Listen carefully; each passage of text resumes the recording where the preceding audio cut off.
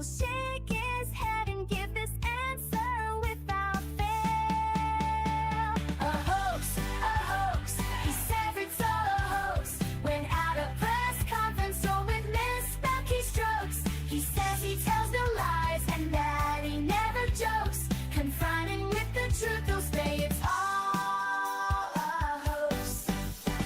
A modern Don Quixote, he hates the windmills, claiming to protect the birds and whales he says they kill. But don't believe that story, it's really just a shill. He just did not want to see them wild golfing on Scottish hills. A hoax, he said it's all a hoax. When at a press conference or with misspelled keystrokes, changing a storm path with black marker strokes. Confronted with the truth, they say it's all a hoax. Casting mail-in ballots is something that he's done. Now he wants to ban them for each and every one. He claims it's for integrity in each election, but he won't believe the results unless it's him that's won. A hoax, he says it's all a hoax. When at a press conference or with misspelled keystrokes, they'll fool you with distractions like real sugar in Cokes. Confronted with the truth, he'll say it's all a hoax.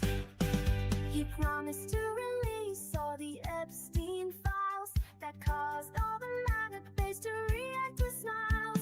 But how long has he put it off? It sure has been a while, and now he's calling this a hoax, protecting pedophiles.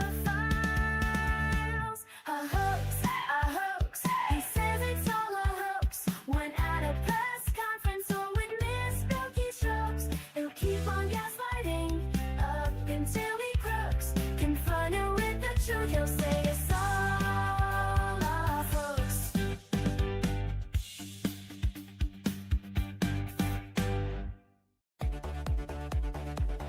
Trump piled debt, trillions tall. Promised Mexico would fund that wall. Praised dictators, said they're strong. Had Joe done it, they'd say he's wrong. Had Biden done it, MAGA would flip. Had Biden done it, whole numbers would slip. Had Biden done it, the screen fell play. But Trump did it, so it must be okay. Goes through crises, storms and more. Called soldiers losers who died in war. Hire his kids to run DC. If it was Hunter, they'd scream treachery. Had Biden done it, MAGA would flip. Had Biden done it, the numbers would slip. Had Biden done it, Fox News would say I'd vague. But Trump did it, so it must be okay. Love Kim Jong-un, he wrote love letters that take the guns first, lose those rights forever. Signed you spending bills with glee. Had Joe done that, it'd be tyranny. Had Biden done it, MAGA would flip. Had Biden done it, whole numbers would slip. Had Biden done it, they shout love today. But Trump did it, so it must be okay. Kept secret files, countless untold. Said Putin's word was good as gold. Invited the Taliban to come to U.S. soil. If Joe had done that, they'd all recoil. Had Biden done it, MAGA would flip. Had Biden done it, whole numbers would slip. Had Biden done it, they'd want him to pay. But Trump did it, so it must be okay. Double standards loud and clear. Rules for Trump, but not for peers. What they call treason, if Joe's the name, is patriotism when Donald's to blame. Had Biden done it, MAGA would flip. Had Biden done it, whole numbers would slip. Had Biden done it, they'd shout no way. But Trump did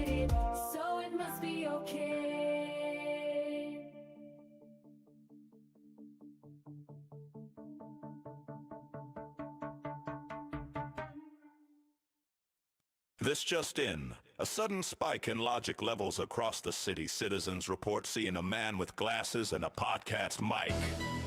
We go now live to Liberal Dan. Yo, who you gonna call when Nazi writings on the wall? Call your man Liberal Dan, cause you know we got a plan. The right wing talking shit, but he ain't about to quit. He'll take his proton pack and zap your logic cause it's whack. So who you gonna call when the writing's on the wall? Call your man Liberal Dan, and the rhetoric will fall. It's being reported that Liberal Dan is setting up what appears to be some sort of straw man containment field. He's calling out your lies with his mic, he'll vaporize. Cross the streams in your dreams, bitch, you know that he's too wise. You're like Slimer talking crap, but you walked into his trap. Yo, it's more than entertainment, it's misinformation contained. So who you gonna call when the writing's on the wall? Call your man Liberal Dan, and the rhetoric will fall. The Statue Liberty, the writing you can see. So bring the huddled masses, it's a war of the classes. While Trump may think he's Vigo, Dan can cut through that ego. He's got the facts to prove him wrong, got that logic like Egon. Your logic is a ghost, cause you know this chick is toast. When you follow MTG, it's conspiracy, you'll see. There's no need to taser, he's got wit like Occam's razor. Liberal Dan cuts those lies with his Jewish face laser. It's unbelievable.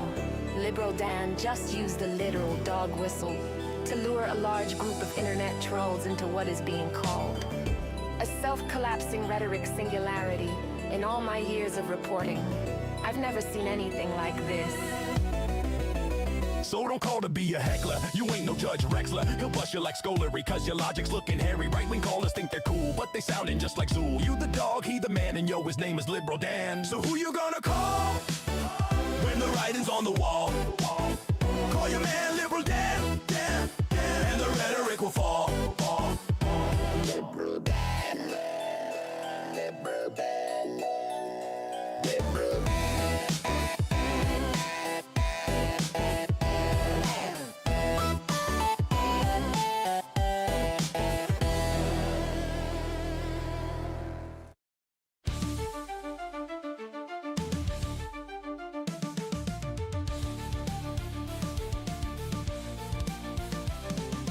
Self-proclaimed king, a groper in chief, stealing our country, a crooked orange thief.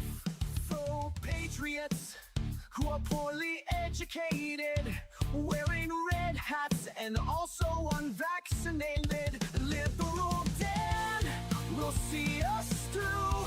It's the best show that you're not listening to. So when you hear the call, animals unite. Liberal Dan Radio, talk on the left, that's right. A failing media that's barely treading water. They're too inept to fight this new world order. Corporate pigs are at the trough, hear the squeals. The swine won't bite the hands that feeds them meals. But Liberal Dan will see us through. It's the best show that you're not listening to. So when you hear the call, animals unite. Liberal Dan Radio, talk comes the left, that's right.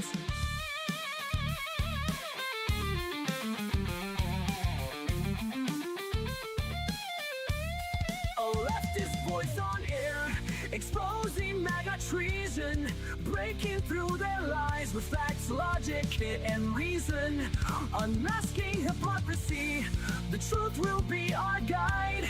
Call out their lies, justice is on our side. Cause Liberal Dan will see us through. It's the best show that you're not listening to. So when you hear the call, animals unite. Liberal Dan Radio, talk on the left, that's right. Liberal Dan Radio, talk from the left, that's right.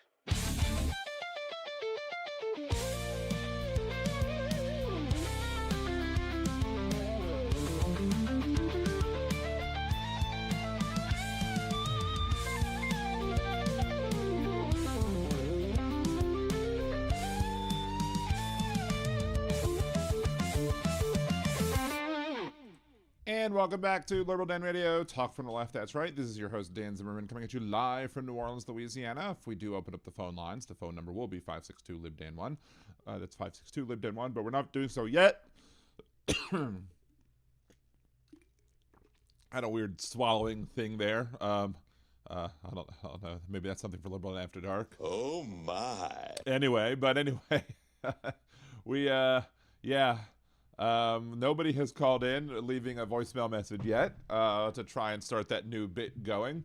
So you can always leave a voicemail, regardless of whether or not, we are on Do Not Disturb or not. If you want to call in with a question, you have a thought you want me to handle or whatever and respond to on the show, I'll be more than happy to do so. Just again, you can call in the 562-LIBDAN1, 562-542-3261, and leave your voicemail there, or you can send a text message, and that'll work as well. Either way can do it. Liberal, conservative, moderate, whatever you want to do, whatever you want to be, you can go ahead and have that option as well to reach out. You can always also email me, liberaldanradio@gmail.com, or follow all the social media channels, Liberal Dan Radio, pretty much anywhere. If I'm not Liberal Dan Radio somewhere and you would like me to be, just let me know and I'll make sure to do that. Just email me at liberaldanradio@gmail.com for that. Support the show. The best thing you can do, two things. Two of the best things you can do. First of all, I have linked in the YouTube pinned message at this point, and I guess I'll go ahead and make it. I was trying to set up see if Hal was going to raid or not. I don't know. Maybe he'll raid in a little bit. I don't know if he's fully done yet or not. But I do have the Instagram post up with the Liberal Dan Radio theme song video. Let's see. I'll raid you on both platforms when we close. Okay, thank you, CSL. Appreciate you. But yeah, we'll kind of dilly-dally a little bit, as I know Hal was running a little bit longer than he intended to, because I basically was watching him right until like 7:50 or 7:48 my time. So I guess that's 5:48 his time.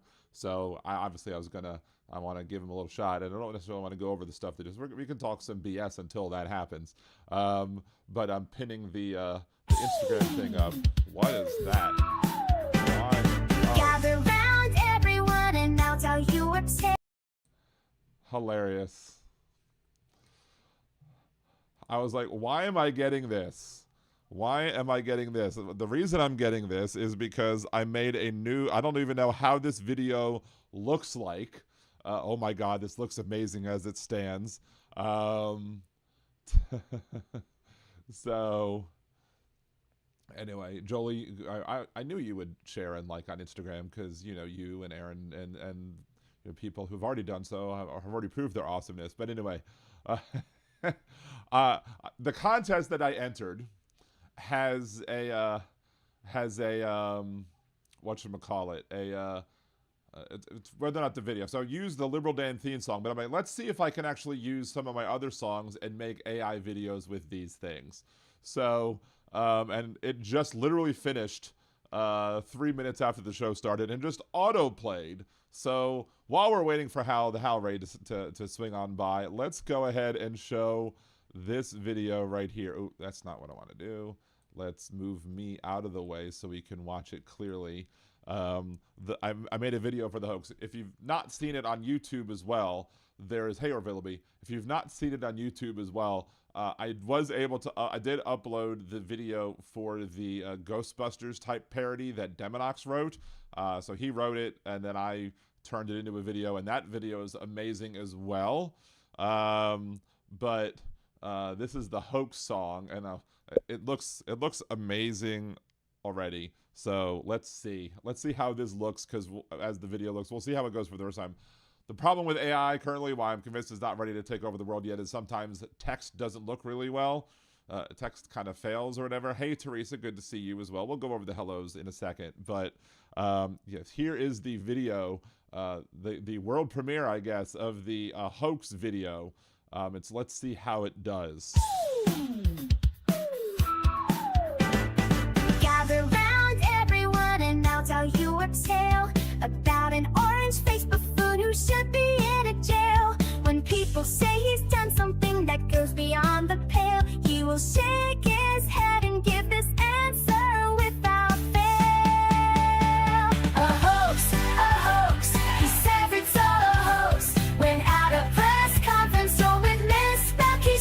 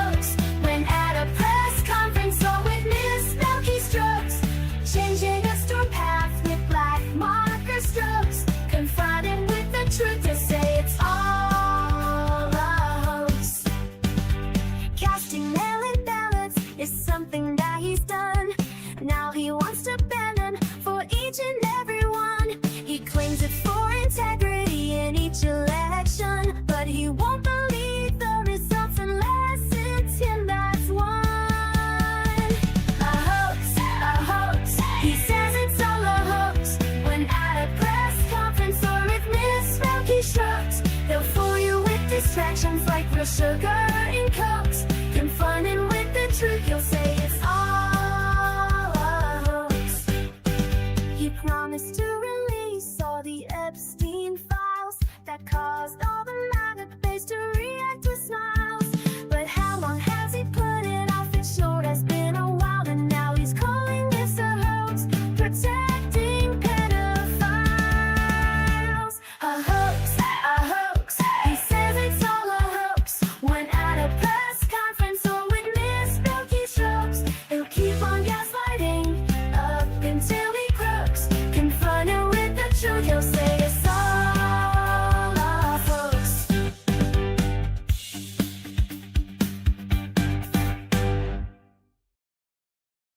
Wow, that was fucking amazing. Oh my God, that was great. That was just, oh, holy crap. That was probably the best one. Wow, that's amazing. Oh, that was so awesome. All I had to do was put in my little chat GPT prompt to be like, hey, make it look like this.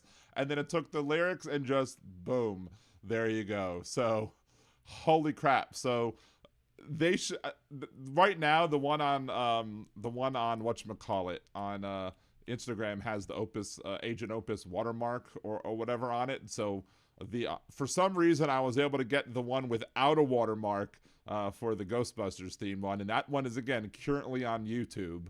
I guess while we're waiting, why don't we just play that as well, just, you know, because we can. And let's see. Somebody's messaging me at work. I don't know. I'm not on the clock at the moment, so I'm not worried about it at the point. No, Hal's still live. Anyway, as we expected, because Hal was running late. But let's go ahead and go to here. And if you haven't seen it yet, let's go ahead and open that up. And let's skip the ad.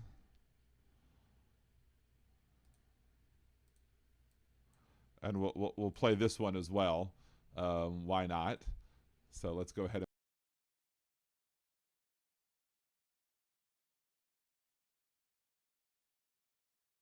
This just in. A sudden spike in logic levels across the city. Citizens report seeing a man with glasses and a podcast mic. We go now live to Liberal Dan. Who you gonna call when Nazi writing's on the wall? Call your man Liberal Dan, cause you know we got a plan. The right wing talking shit, but he ain't about to quit. He'll take his proton pack and zap your logic cause it's whack. So who you gonna call when the writing's on the wall? Call your man Liberal Dan, and the rhetoric will fall. It's being reported that Liberal Dan is setting up what appears to be some sort of straw man containment field. Calling out your lies with his mic, he'll vaporize. Cross the streams in your dreams, bitch, you know that he's too wise. You're like Slimer talking crap, but you walked into his trap. Yo, it's more than entertainment, it's misinformation contained. So who you gonna call when the writing's on the wall? Call your man Liberal Dan, and the rhetoric will fall. The Statue of Liberty, the writing you can see. So bring the huddled masses, it's a war of the classes. While Trump may think he's Vigo, Dan can cut through that ego. He's got the facts to prove him wrong, got that logic like Egon. Your logic is a ghost, cause you know this chick is toast. When you follow MTG, it's conspiracy, you'll see. There's no need to taser, he's got wit like Occam's razor. Liberal Dan cuts those lies with his Jewish-based laser. It's unbelievable.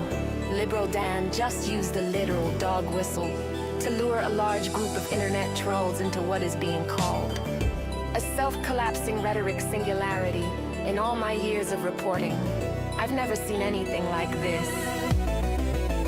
So don't call to be a heckler, you ain't no Judge Rexler. He'll bust you like Scolary, cause your logic's looking hairy. Right-wing callers think they're cool, but they sounding just like Zool. You the dog, he the man, and yo, his name is Liberal Dan. So who you gonna call when the writing's on the wall?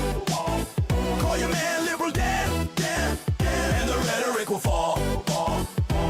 Liberal Dan, Liberal Dan, Liberal Dan.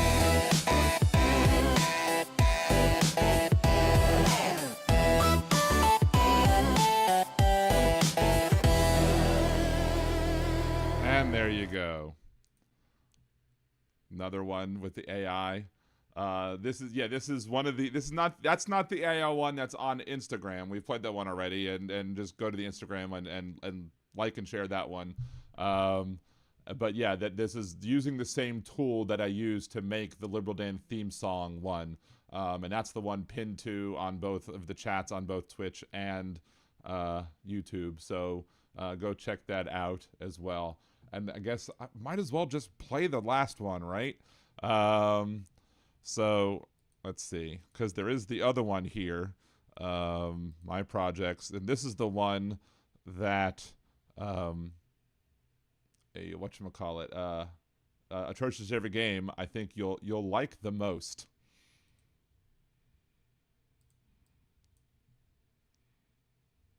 This one you'll absolutely like the most because, you know, it's your favorite song. Trump pile debt, trillions tall. Promised Mexico would fund that wall. Praised dictators, said they're strong. Had Joe done it, they'd say he's wrong. Had Biden done it, MAGA would flip.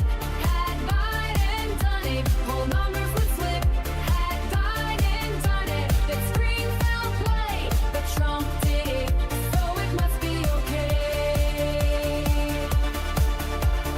Goes through crises, storms, and more. Called soldiers losers who died in war. Hire his kids to run D.C. If it was Hunter, they'd scream treachery. Had Biden done it, MAGA would flip. Had Biden done it, the numbers would slip. Had Biden done it, Fox News would say right vague. But Trump did it, so it must be okay.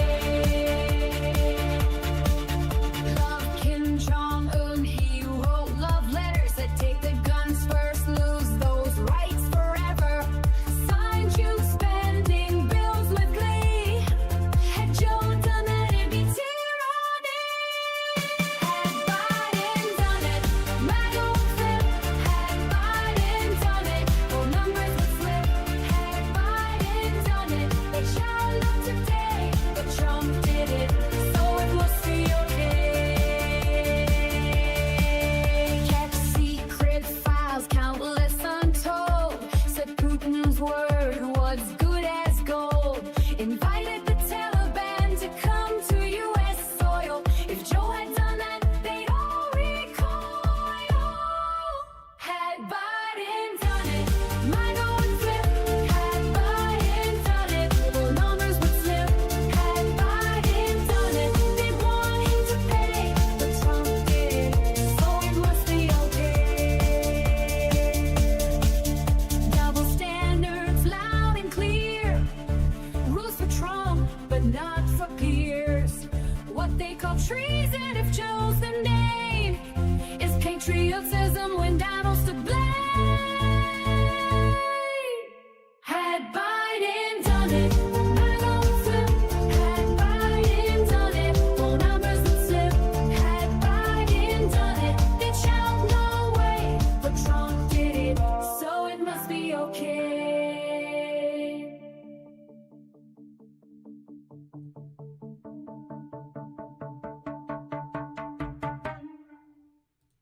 And anyway, so yeah, that's the other one. And let's see, can we play the one with the Kendrick Lamar one? Those are the next two I want to do. I want to make with the videos for. So we will see about making those and mocking those up as well. But let's see, Big Hook. I hate all the AI shorts using AI for shock and all clickbait. It's messing with reality and blurring the line. The thing is though that the Opus clip, which I've been using to take all of my clips that I make from the big show and put it down to the small to make them, you know, I guess more accessible to people with shorter attention spans. Not y'all, clearly, because y'all hang in there for most of the damn show, especially even when I go 3 hours. But that actually has been making money. I guess DPT asked a question earlier about if I could make money. I don't know. I don't know if I can make money with this because I've posted the Bustin' video one. I basically I'll have to see if I can make money with it. I don't know. Like, I think I'm breaking even at least with the amount of money that I'm bringing in from ad revenue from all the shorts that I'm posting, but that it's also bringing in subscribers, bringing in views, etc. I guess the views kind of help drive the revenue aspect of that part. I mean, the vast majority of the money that I'm making still so far is with subscriptions and super chats. Super chats out to Lena Geyer, to Chad, and everybody else who has made super chats recently. Also the Liberal Dan Radio patrons, patreon.com/LiberalDan, regular there. Aaron and Jolie, especially, should be getting their shirts. I think I'm ordering the shirts on Friday once I get my first real paycheck at my new job. Can you send Biden that one? He and Jill have a contact page. We'll see. Maybe. The only problem that I have with it, it will go on YouTube. I think those two will go on YouTube. The theme song one won't go on YouTube until the contest on Instagram is over. It's actually on Instagram and Twitter. But I posted it on Instagram as well to try and get likes there, because I've been getting some decent traffic on Instagram too, and including some fat shaming. We'll go over that in a second, because that's not great, but still, it's something. It's still, again, more clicks are good clicks, whether or not they're shitty human beings or not, right? So, hey Christine, good to see you. Hey Palefast Bob. My volume is still low. Let's see if I can fix that. Yes, it went all the way down to 73. I don't know why I have to check that every single goddamn show. I wish I could be like, stay at 100, you stupid computer. So, but yeah, I mean, one of the things, Big Hook, I do want to make sure that everything looks cartoonish, simply because of the fact I do want to make sure that people aren't going to accuse me of, hey, Dan's trying to do things and make it look like people say things that he didn't.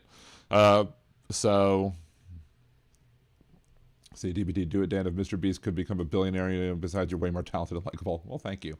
Let's see. And I'm going to say fuck a lot. No wonder why I like Hunter Biden so much. Exactly. Let's see. But yeah, there is the link that's on there. But yeah, I basically want to make sure that when I share links to things, it's going to be on a platform that's going to be monetized. Because if it goes viral, I want it to go viral, and I want it to, get whatever it is that I can out of it, right? So, oh God, Josh, it goes, Jeff, I saw a 2028 flag on Friday. Was it Trump 2028 or Jasmine Crockett? Hopefully it'll be Jasmine Crockett 2028 and not Trump 2028, but anyway. Let's see. Liberals can enjoy the fruits of capitalism as well. Yes, I hope there's no ethical consumption under capitalism, as we say, but still, if don't hate the player, hate the game as well. So I will hate the game, but as long as that's the game, I'm gonna play by the rules, right? And sometimes you have to use the rules to break the rules and to show just how frickin' bad it actually is, right? Let's see. The song reminds me of a job I once had. Boss thought I had written the info on the webpage. He didn't like it at all, and then he found out the words came from the VP. Hilarious. Let's see. What else? You should really make a movie, mix Ghostbusters and Anchorman. Yeah. Talk about San Diego, which is, of course, German for, well, I feel like it could be ethical as there's sufficient guardrails about putting enemy words of that any since Marie Antoinette is out of cake to share with us peasants. Yes. The peasants, let the peasants eat the cake. Anyway, let's say hello to people. 19 viewers, 19 likes. Good job, y'all, over on YouTube. We got Jolie and Aaron who are here. Josh, Jeff from just north of Uranus, Jackie, the almost entire J Squad's here, plus the Mod Squad. Susie, good to see you. Who else?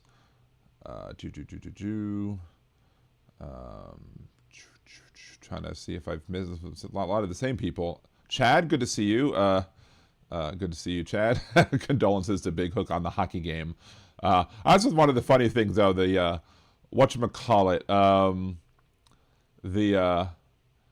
how I was like, I love living in America, the guy with all the busted teeth, and he was like, but I can't wait to get home so I can fix my teeth. I'm like, dude, you're a hockey player. Hockey players are notoriously known for having bad teeth. I mean, congratulations for winning and all. And I guess it's kind of the, you know, one of the things that conservatives don't understand, though. Conservatives tend to not understand the idea about how you can love the country but still want the country to be better. You could be patriotic and still criticize the country. You can cheer for the U.S. Olympic team winning gold in hockey and figure skating and all the other different ways. Was it mixed aerial skiing, whatever that's called? I mean, they won that as well.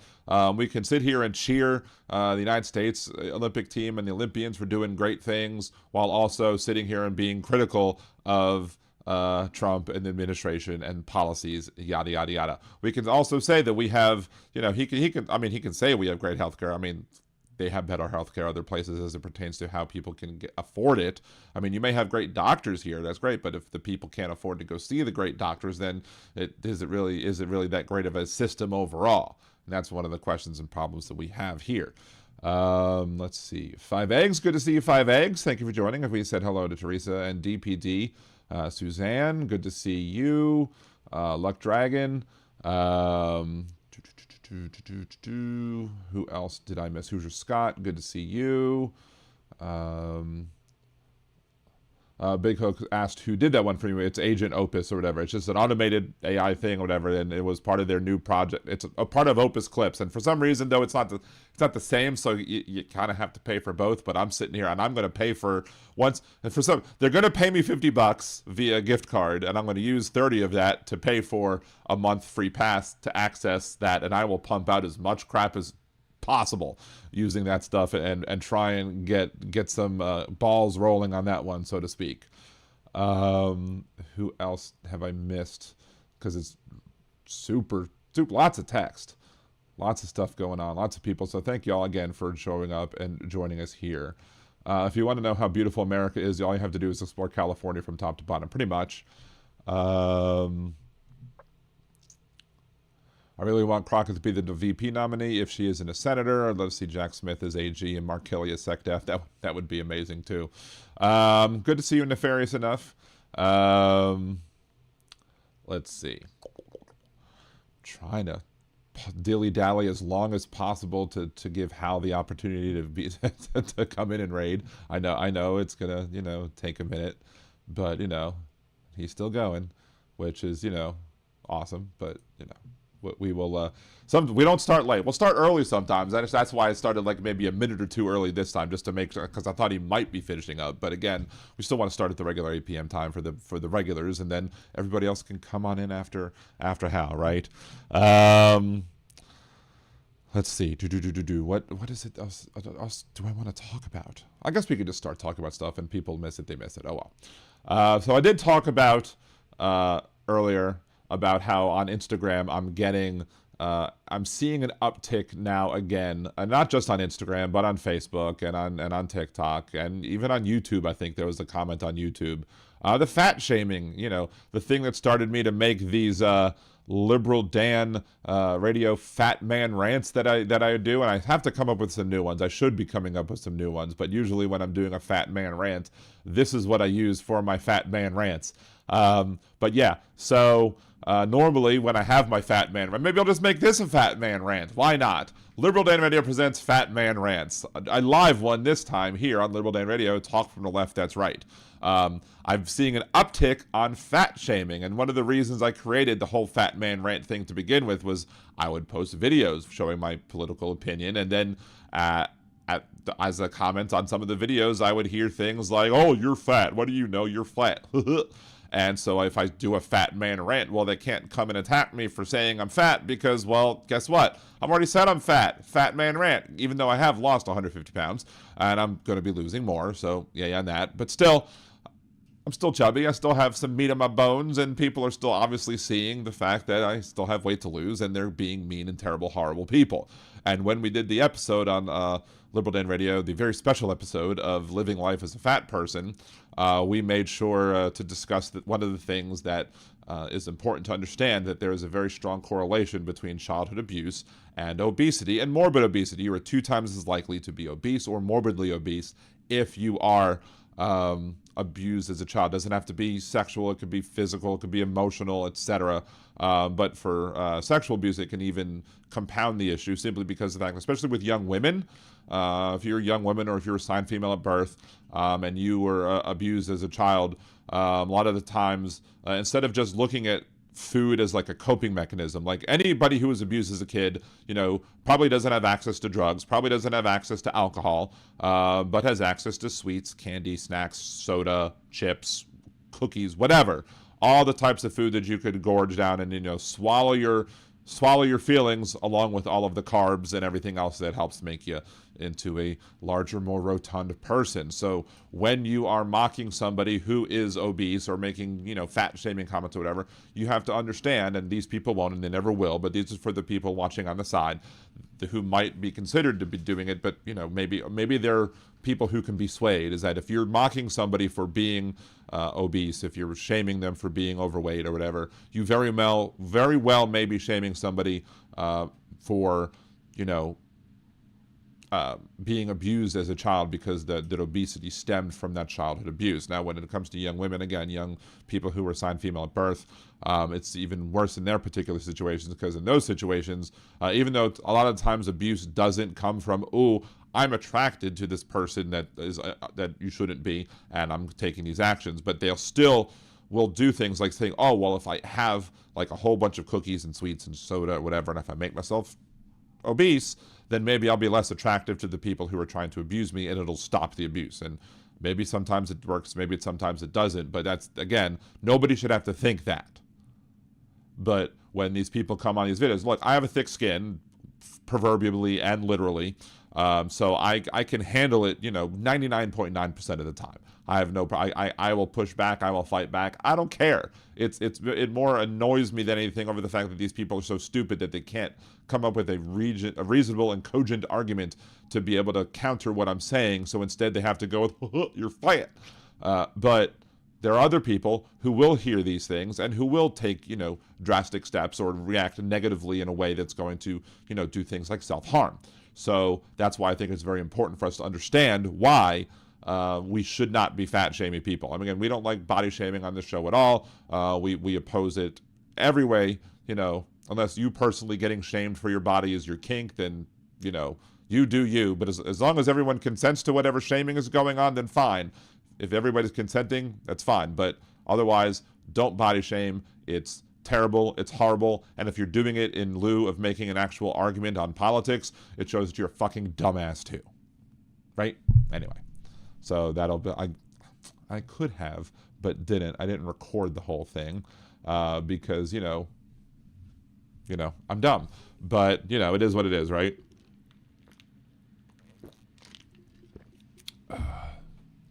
Big Hook says Mark Kelly is far too centrist, right? Unfortunately. I mean, unfortunately, yes, but it's better than what we got, which of course is a very low bar, right? So, Dan, you got to drop the mic. Other than I drop the mic like that, or I got to lower the mic here a little bit more. So, let's see. I don't even know Jackson's politics are. I think he'd be an excellent AG. The only thing I don't understand is why he tried the docs case in Florida. Cannon was insane. I mean, the thing with the Florida thing, there was 3 potential judges who that could go towards. So there was a 1/3 shot of Cannon hearing like the initial case, like the grand jury, I guess, and then there was another 1/3 shot of her hearing the actual trial itself.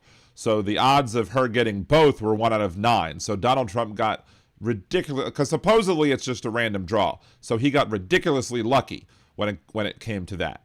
But my question on the Florida thing is, why did he not also push for the Bedminster files? Because there was clear audio evidence of him showing classified information to people at Bedminster when he said that he could have made it unclassified. He could have declassified it as president, but he didn't. But he was still showing it to them anyway. So there's audio proof of him breaking the law that he signed himself, making the sharing of classified information with people who aren't eligible to see that punishable by 5 years in prison as a felony instead of the misdemeanor that it was previously before his first term.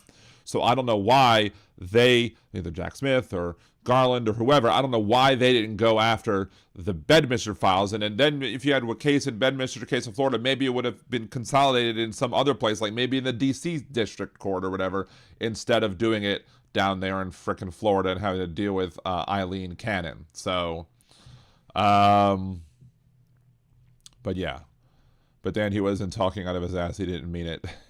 Exactly. Yes, exactly. Atrocious at every game. They got screwed on a 1 out of 9 probability. And in reality, it's 1 out of 3 simply because her having the court case at first, whatever. What they should have done is they should have said the policy that should exist is if you have somebody for the one, you need to get a different judge for the other. And then you would have hit a 50-50 shot at one of the other people. And who's to say that the other people wouldn't have been just as bad, but I mean, I don't know. She was very inadequately trained, I guess, with inadequate experience to be named a judge in the first place. So odds are they would have been at least a little bit better, if not much better than whatever, or bigly better, as Donald Trump would like to say, right? So, but yeah. Let's talk about something else that happened over the course of the weekend. Do you remember watching on Wednesday's show when I made a prediction, or I posited, wondering how long it was going to take for somebody to, while he was president, to try and take an action that would be illegal? And again, I said I wasn't condoning any such actions. I wasn't calling for any such actions, but I was waiting for how long it would take for somebody to make another attempt. Now, granted, he wasn't at Mar-a-Lago over the weekend, but it took, what, 4 days, 3 days for my prediction to come true? Like, look, I've predicted a lot of things here on Liberal Dan Radio, Talk from the Left, That's Right, and many of them, many of them have been correct, especially when I've been called crazy. But I'm frankly tired of being right all the time. Like, especially about, these things that, people, and look, as much as I'm right, I should have like 1 million followers right now for all of the times I've been right and all of the things that I've, created. I talked in the 2016 election. I said that if Donald Trump wins, that he would get Roe versus Wade overturned. People called me crazy on that. When Donald Trump was running for president in 2016, I said that he would name up to 3 Supreme Court justices. People called me crazy, said that he would never get to name 3 Supreme Court justices. He named exactly 3 Supreme Court justices. Again, I've called things as I go. And me and Hal have made a lot of the same predictions as well. And I didn't really start listening to Hal till shortly before. I mean, I loved his comedy, but I didn't really start watching his show until right before he came on my channel. In fact, last Monday, a week ago, was the 4-year anniversary of Hal Sparks first coming on the show. And I shared that last week on a post on several of the social media channels that I'm on. And today was actually me celebrating 48 months as a sparkler, i.e. our jalapeno, on his show as well. So, it seems like forever ago, but some of it also seems like it happened 20 minutes ago. Like, I still remember that first conversation with Hal and how great it was, because he was only supposed to be on for a half hour. Like, he was going to call in at 8:30, and I was super excited to have him on, because, again, I was a fan of his from well before he was doing political stuff. And so when I got the random thing, I was like, hey, I'm an agent, and you've had this other guy who's an author on my show. Hey, will you have Hal Sparks on as well? I'll be like, fuck yes, I'll have Hal Sparks on. But of course, I was professional on the email, and I was like, sure, we could work that out, blah, blah, blah, blah. And then the half an hour conversation turned into 2.5 hours of us just getting along and vibing and clicking really well. And the rest is history. He's been on my show, I think, 4 times at this point. I've been on, maybe 3 times. I've been on his show a couple of times. And again, all of the sparklers, jalapenos, etc., all of the folks, who have come over there, who are now liberal Danimals too, and who have made my show monetize, who got me up above, and I'm now, I think, 1,400 now subscribers on YouTube, who, helped make the show as good as it is as of right now, because I can only do so much. It's because of y'all that need help getting that done, and y'all have done an amazing job with that. And again, one of the main reasons that I have y'all and I got introduced to y'all, or most of y'all at least, is because of Hal. So gotta give good shouts out to that. Impeccable Living is in the house. Oh my. People were talking about you, Impeccable Living. You know, I think last week they were asking where you were. I hope all is good with you. Good to see you. So, let's see. Did I miss anybody else as I was sitting here chatting? It's the only thing I'm sure of is all the time is all the entities always leak. Yeah, sell Liberal Dan crystal ball merch. Maybe that should be the next new song. I was right again, or something like that. Lottery numbers. There was one time I didn't pick the lottery numbers, but I did have. I was going through like old lottery tickets just to kind of make sure that I didn't miss anything, and I was like, yes. I was just regular lotto. It wasn't Powerball. And I was like, yes, yes, yes, yes, yes, no. And my wife was like, what the hell is he doing from the other room? And I had 5 out of 6 right. That got me like $1,800. If 36 would have been 37, I would have had like 500 grand. And of course, 37 in a row. Oh my. Anyway. Christine got predicted that he would come after the Second Amendment, and here we are. Yep. The conservative and the hypocrisy of conservatives is they support the Second Amendment for them, for white people. They don't support the Second Amendment for anybody else. And even then, the MAGA folks, if they had to give up their gun to have King Donny Boy, they would gladly do so because they are a cult and they would absolutely change their minds in a heartbeat. Now, if somebody else had said that they needed to give away their guns. Had Biden done it, MAGA would flip. Had Biden done it, whole numbers would slip. Had Biden done it, that scream foul play. But Trump did it, so it must be okay. Suzanne, sell a voodoo doll. Man, if I could have this Liberal Dan radio store sell voodoo dolls, that would be amazing. Oh, it's Steve from across the pond. If it's no Scottish, it's crap. I watched A Dude Where's My Car recently see Hal Zoltan, but why did he have the 2 leads stripped and tied up just to tell them to get dressed to come to their own clothes? Look what Reagan did to the Second Amendment in Cali. Exactly. We talked about that before on the show as well. When Ronald Reagan, the NRA seemed to have no problem with Ronald Reagan trying to take the guns away from the Black Panthers, because he was trying to take the guns away from the Black Panthers, not take the guns away from again, they don't want black people having guns. That's why conservatives love stop and frisk. When New York City cops were implementing stop and frisk policies, they would target 96% of the people targeted were either black or Latino. And so it's hypocrisy, because conservatives would love and cheer for that, but if it happened to them, they would throw a fit because they don't want their guns. They don't say you'll take our guns away when you pry them from our cold dead hands. They say you take my guns away when you take them from my cold dead hands. They have no problem with prying guns away from other people who absolutely should have the same rights as everybody else, but they don't believe in equal protection under the law. They just believe in some people are more equal than others, right? So I think I already said the Biden took the guns thing, didn't I? A traditive game. I support originalist view of the Second Amendment. You can buy a musket, but if you're not a well-regulated militia, nothing else. Yeah, I mean, a lot of times I will say that people on who are kind of like the liberal, not the left, because if you go far enough to the left, you get your guns back.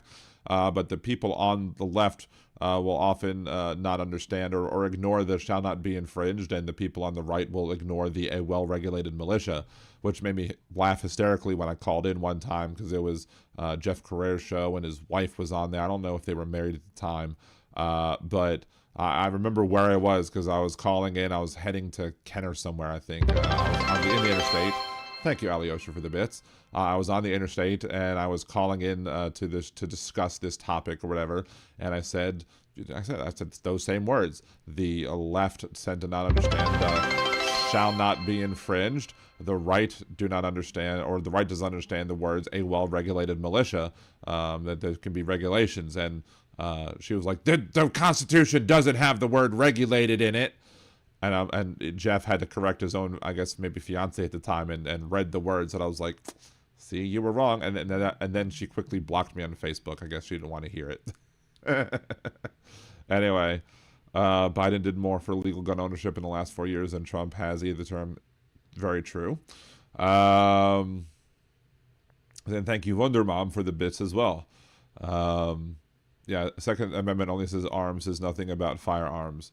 And there was, of course, what is it, the That's My Bush TV show where they were arguing about whether or not they had the right to arm bears, right? So there's that. So anyway, let's get all this stuff closed and out the way. So back in 2013, when Piers Morgan didn't suck and was using his CNN platform to push for gun control, Obama didn't get it. Biden did. A Tea Party commentator actually admitted that her interpretation of the Second Amendment allowed her to own a thing tank. Yeah, exactly. Like, should I be able to, to the Second Amendment crazies out there? Because again, I don't have a problem with people who can and are legally allowed to have guns to own them as long as they're doing so responsibly. But to think that the individuals should be able to have depleted uranium tip, shells on a Warthog, an A-10 Warthog, a chopper, like, that doesn't make much sense, does it? Like, individuals shouldn't be able to have that sort of weaponry, but the military does. So good luck standing up to them, right? And that was the year after Sandy Hook, exactly. But yeah, we had Donald Trump.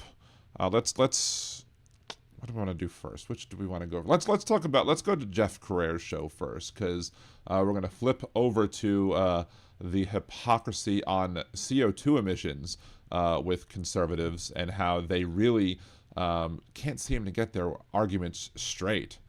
CSL, Hal's on a roll. Look, it happens. It's all good in the hood. We will be here, and if y'all raid, and we'll celebrate when y'all do. So thank you, CSL. Appreciate it. If you want to share my Instagram thing of at the end of it, even if you don't raid, if you want to be like, hey, go like this Liberal Dan's video on Instagram real quick, that would be cool too, right? But I love Hal. I would never ask Hal to end early for me. So Hal's done so much for me and the show. Again, as I've said, appreciate him and everything that he's done for me and for other creators as well, because Hal and John Fugelsang have done great things. John Fugelsang, he didn't have to come on my show, but he made it a point when he was first talking about his book, and there's a link to the book in the show description on YouTube. But when John Fugelsang, was talking about, where he was going on his shows, he was making it a point to go on to creators, big and small. He went on Hal's, he went on mine, he went on all sorts of different creators' shows. And he had, again, the same agent who had Hal come on my show had John Fugelsang come on the show. And he made it a point to support your creators at all levels, because we need to raise everybody up. We need new leftist, left-leaning, liberal, progressive commentators, creators, etc. We need new people to get up there and start, fighting back against this tyranny that's going on, because we allowed the conservatives for too long to have a stranglehold on the whole, blogosphere, vlogosphere, whatever you want to call it. So we need to be doing a better job, and y'all are doing a great job, and Hal and John doing great jobs as well. So let's see. John Fugelsang unironically helped me regain my faith. I appreciate that. Oh, that's pretty interesting. Not bad. Yeah, because a lot of times you can become disgruntled or disenfranchised with fate or whatever. Yes, Hal always says a rising tide lifts all ships. I don't want to use the cliche, but he is true. He is correct. Anyway, so you're the best show you should be watching. Thank you, Dean. I'm the best show that you're not listening to. Anyway, well, y'all are, but the other people aren't. So anyway, let's have a listen to. We're gonna listen to Jeff Carreir's show a little bit at the start of his second hour today. This morning, he had on somebody, Kevin Mooney. At first, I thought I said Kevin Meaney or whatever, but that's a comedian. But it's Kevin Moody, and apparently he wrote this book called Environmental Porn or whatever. We'll see what the name of it is. Whatever. But we will be talking about that, listening to what he said, because there's some very interesting and hypocritical things that were said during this. So let's go ahead and start, shall we? It's called Climate Porn. Kevin Mooney joining us here on the Ringside Politics program. And hey, Kevin, how are you? Good morning. Welcome. I'm good. Good morning to you, and thanks so much for having me. Yeah, thank you for joining us. Tell us a little bit about the sort of emphasis of why you wanted to write about this, Kevin. Well, there's a couple of openings here and a few conversions of important matters that are coming to a head, which is why I saw an opening for this book. You saw an opening, huh? Where is he going to shove? What opening is he going to shove that book up? I can think of a few openings that he probably should be able to shove that book up of. Up, whatever. Oh my. Easy for me to say. This book. For one, we are up against 250 years of American independence beginning this July. And what I see happening is an incremental movement to get us out of these UN international climate agreements that restrict and constrain America's economic and military power. Oh no! For one, oh no! That we should work with the people across the planet to be able to make sure that people don't profit at the cost of other people's health and other people's lives. God forbid that should happen, right? Because the Almighty, that these people don't worship God; they worship the almighty dollar and Donald Trump, and they think that Donald Trump is going to help them gain the almighty dollar, and well, he won't. But let's continue. Unfortunately, it was by design going back for a few decades. And I think what a great birthday gift Donald Trump has given to America by getting out of the Paris Agreement and all these other international agreements. Birthday gift, a great birthday gift that he gave to those people. Yeah, such a wonderful birthday gift. A gift that to the oil executives, a gift to big energy, not a gift to the rest of the American people who will be harmed by Donald Trump's policies that are, not only harming people in their wallets, but are harming people's health because, he's more than happy to have the EPA now put profit above people's safety. And enable unelected bureaucrats to exercise control over our own public policy decisions. So that's public bureaucrats, i.e. experts in their fields who understand science instead of elected people who don't know jack shit about what's going on in the environment, who don't know jack shit about science, don't know much about history, don't know much biology, don't know much about the science book. Anyway, let's continue. That enable unelected bureaucrats to exercise control over our own public policy decisions. So that's number one.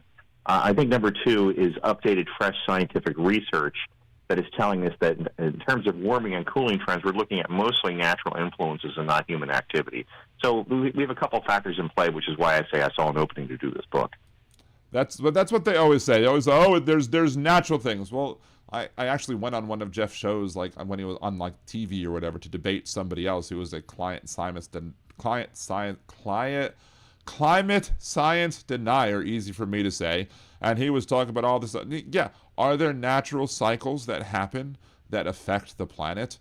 Sure, absolutely, and that's not relevant because what is relevant is the harm that is being done by the energy industry to the environment, to the climate, to people's drinking water, to the air that we breathe, to places, where we get, food and stuff like that. And they don't understand that.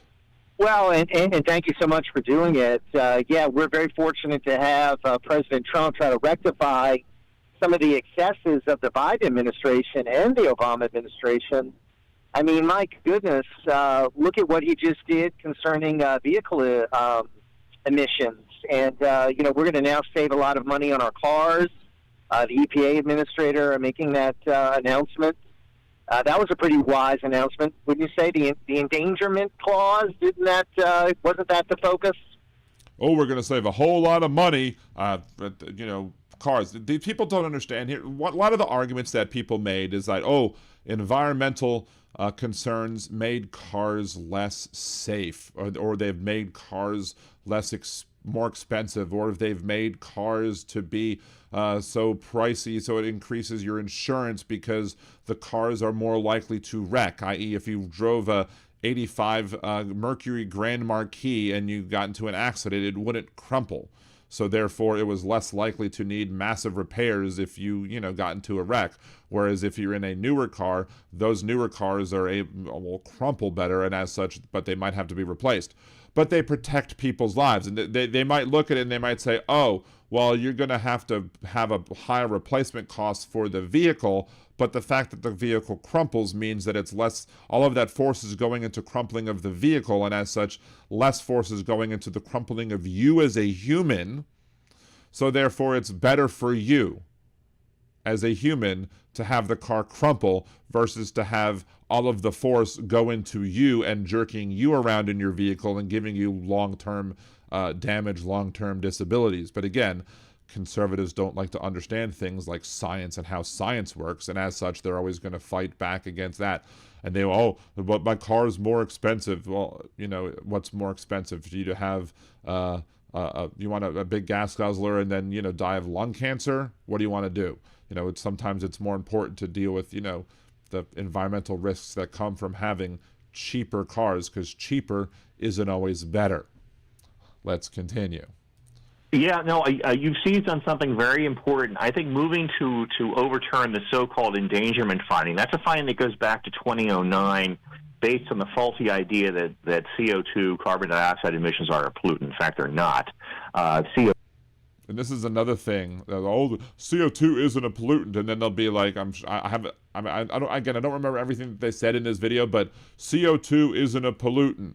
But water isn't a pollutant either. But if I drink 5 gallons, I'm also always drinking water during the show. So nice big cup of water, and I stay hydrated. That being said, if I drank 5 gallons of water right now, I'd die. Why? Because something can be not a poison to you, but can still cause you to have, health issues, can still kill you. Too much of anything can be harmful. Maybe not too much love, but I don't know. Impeccable living. Do you have anything else that might be too much of, that might might be a problem? Oh my! I don't know. We'll see what he says. CO2 is the great elixir of human life. It actually has benefits for animal and plant life. Yes, we all, don't pretend like you understand how science works. We all know how trees work and photosynthesis and how the trees will take in their carbon dioxide and release oxygen. Yay, we can have oxygen, but again, it doesn't mean that you can have unlimited amount. If you have too much CO2 in the atmosphere, it's not a good thing, and it will cause harmful, detrimental effects to the planet. And you don't understand that because you're a moron writing a goddamn book. Unfortunately, the U.S. Supreme Court opened the door for this kind of regulatory overreach with the Massachusetts versus EPA decision back in 2007, I think it was. With this effort to overturn the endangerment finding, I think there's a good chance the U.S. Supreme Court might go back and review that decision. But in the meantime, I think it's very important for your listeners to know that if Trump can succeed in overturning the endangerment finding, it'll make his entire presidency worthwhile. It'll really free us from all these global warming regulations. Oh, it'll make it all worthwhile. Who cares about all of the people that it's harmed or the people that have died because of his horrible policies and the people who are now unable to, live because, their cancer alley is going to get worse and all the other pollution is going to get much worse. And well, maybe we'll see another return of acid rain because, he doesn't want EPA regulations either. But hey, billionaires can become even more wealthy, and that's all worth it to these ass clowns. Going back over the past few decades. So what it all seems to do is enrich a few people, make us more dependent on China, increase costs for the American people, and limit our choice. I mean, it just seems to be so wrong on so many different levels. As far as the CO2 issue, here in Louisiana, we're supposedly a red state, Kevin. Yet we have now become somehow, some way, unfortunately, the carbon capture capital of the country. And I guess they have decided that CO2 is dangerous. It needs to be pumped underground. And all these projects are on the books, 65 projects for CCS. Now, here's something that's interesting. When I had Britt Condolfi, one of the candidates, I think it was for Louisiana Senate District 12 on the show, to talk about her campaign, she, somebody on the left who was vehemently against carbon capture technology. And there are many people on the left, many people who have problems with carbon capture. And you know, for many reasons, more than just that you're sticking the carbon in the ground instead of having it go in the air. There's many other reasons because of that. For example, we on the left are going to look at carbon capture as like, oh, well, you're just allowing the carbon producers to produce more carbon dioxide, and you're just shoving it into the ground instead of solving the problem of creating carbonless energy that will enable us to not have to deal with the excess carbon dioxide in the first place, because we don't want to have to deal with it. But the point that's going to be made here, and I don't want to spoil the lead or anything, but it's so funny and it's so laughable how they don't even understand. Their arguments make no sense and they fall apart completely when held up to the slightest bit of scrutiny. And to me, it's foolhardy. It's based on the ridiculous notion that we need to do something about CO2.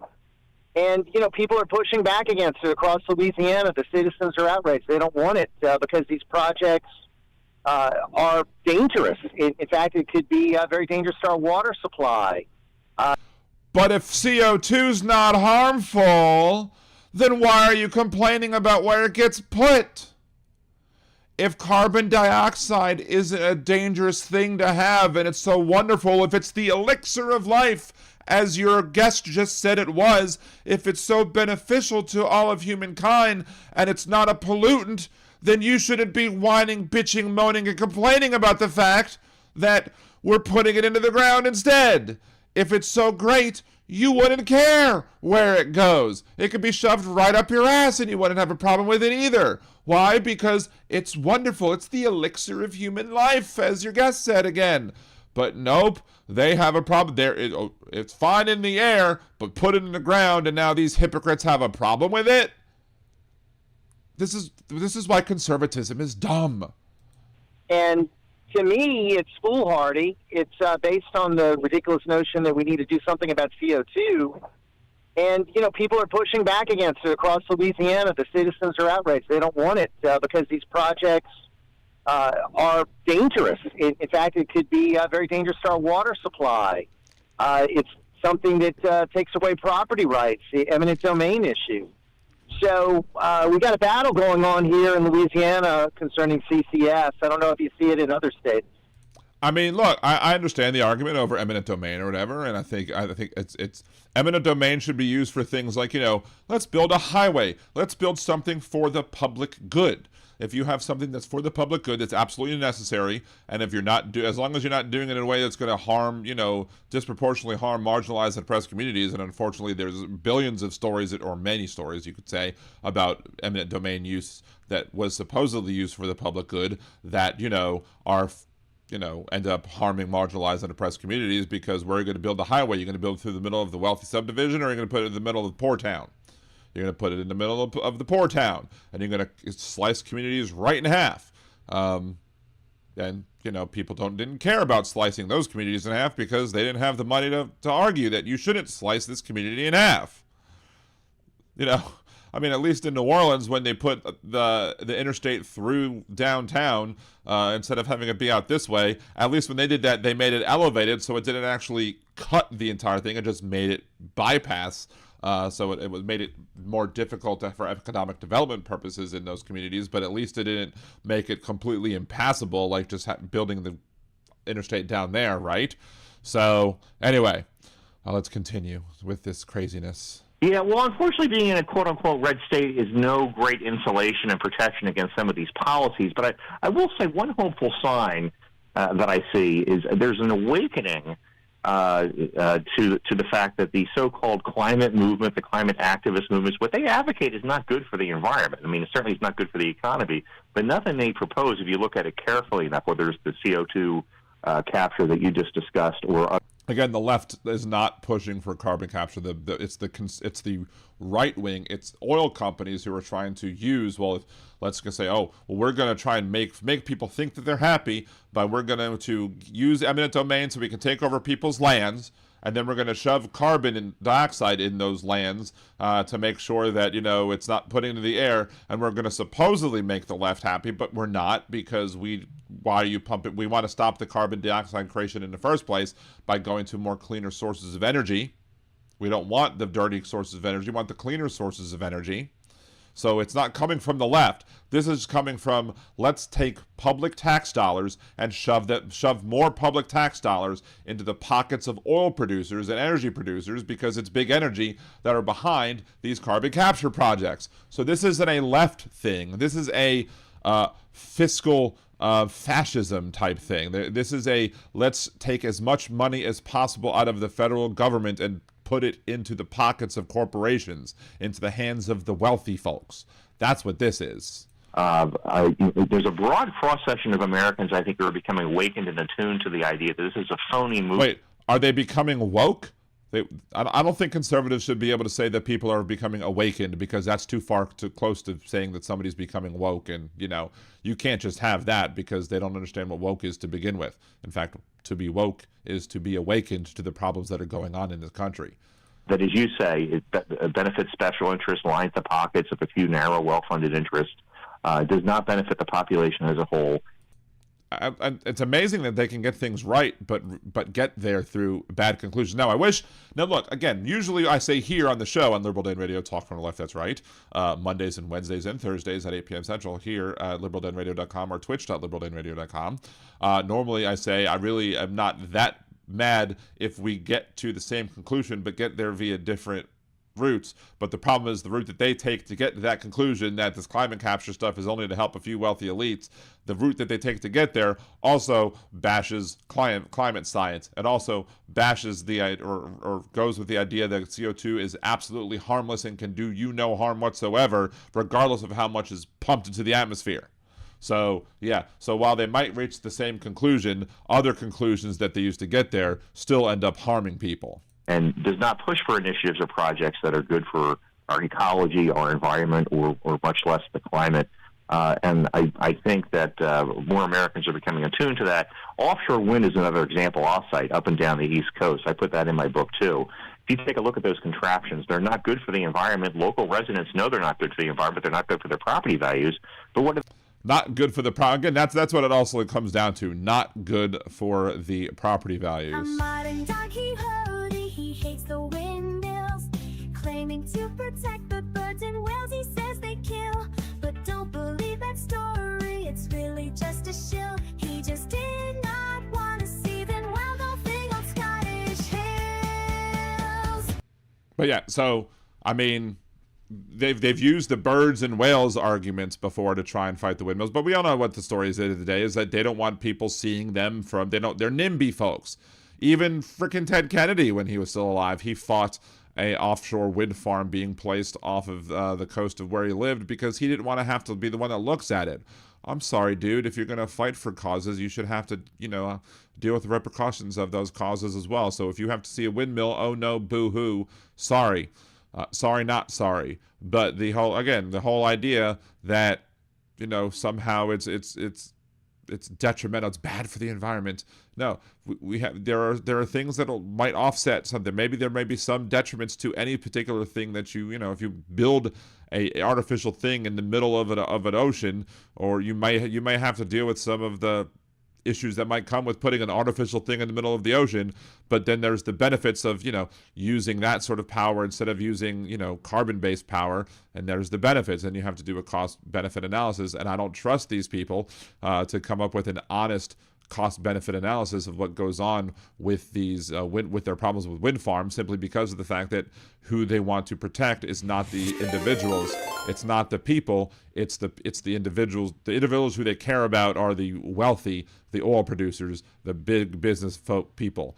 Hello, Hal Sparks. Hello, Sparklers. Good to see you over on Twitch. Thank you so much.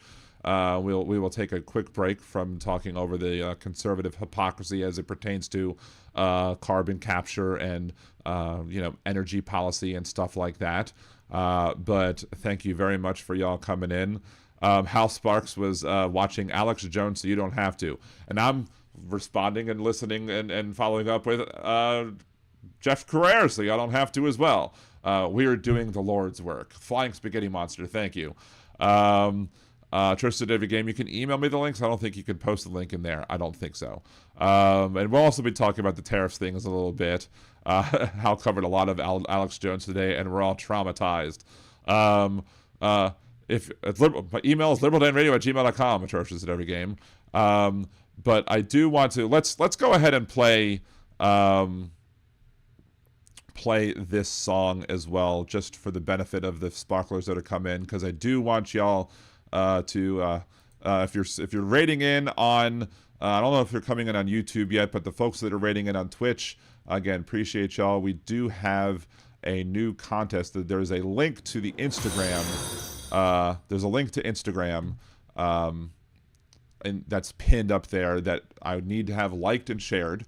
So it's a contest that I'm a part of, and it's the Liberal Dan Radio theme song based with AI.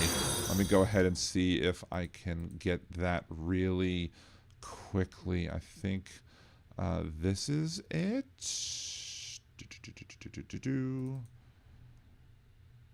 This just in. No, that's not it. That's not it. That's the wrong one. That's another good one. But we're gonna, let's see. I think it's this one. Yes, it's that. So this is what you will see over on Instagram linked to. But let's have y'all watch it real quick because we're making fun of the Donald Trump as a self-proclaimed king to start off with. But here is the video. But it's over on Instagram. Make sure to like it and share it and help the algorithm out, because Al Gore needs more rhythm.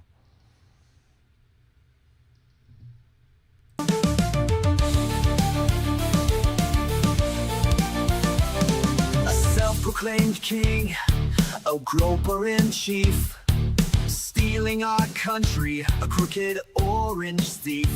Faux patriots who are poorly educated, wearing red hats and also unvaccinated. Liberal Dan will see us through. It's the best show that you're not listening to. So when you hear the call, animals unite. Liberal Dan Radio, talk on the left, that's right. A failing media that's barely treading water. They're too inept to fight this new world order. Corporate pigs are at the trough, hear the squeals. The swine won't bite the hands that feeds them meals. But Liberal Dan will see us through. It's the best show that you're not listening to. So when you hear the call, animals unite. Liberal Dan Radio, talk comes to left, that's right.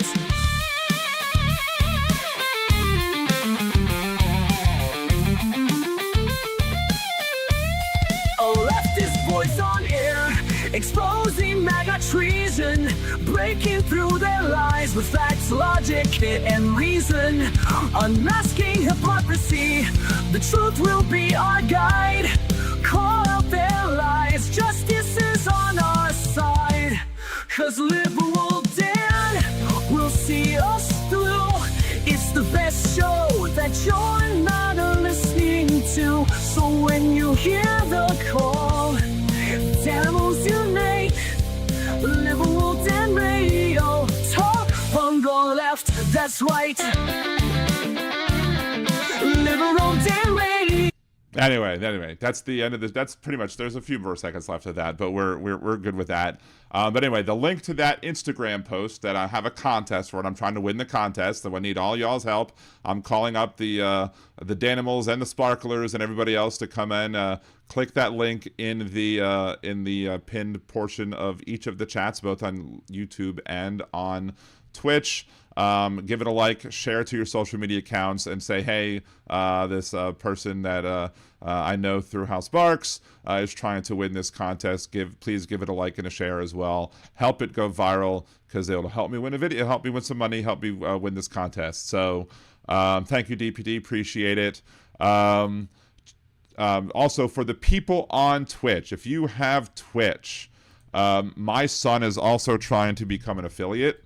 So if you could I guess he got it linked twice. He is trying to become an affiliate on Twitch. So if you click over there real quick, or as you're on your way out or whatever, please follow his channel over there as well. All he needs is 50, and I'll probably get the views that he needs. But just check it out if you can, please. So, hey, Kick808, thank you so much for the raid, for joining in on the raid or whatever. But yeah, I don't want to unpin the Instagram thing to get that, but just go ahead and if you can follow that one as well, it would really be appreciated. Let's see. Wow, Danby working with AI looks cool. What do you think, guys? Should I play the new one, the one with the hoax that's freaking hysterical as well? Because I really did enjoy that one as well. Let's see. I don't know. Should we do the hoax one again before we continue to talk about energy, the energy information? George said every game is like, you can play them all. Sure, let's go ahead and at least do that one more time. Let's bring me back up here. There we go. Yeah, because I've made 4. I've got this one. I've got Atrocious at Every Game's favorite one. I've got the Busted one, which is on YouTube. And I've got this one, the Everything's a Hoax. This one was, I think, really, really, really stupidly well done. So...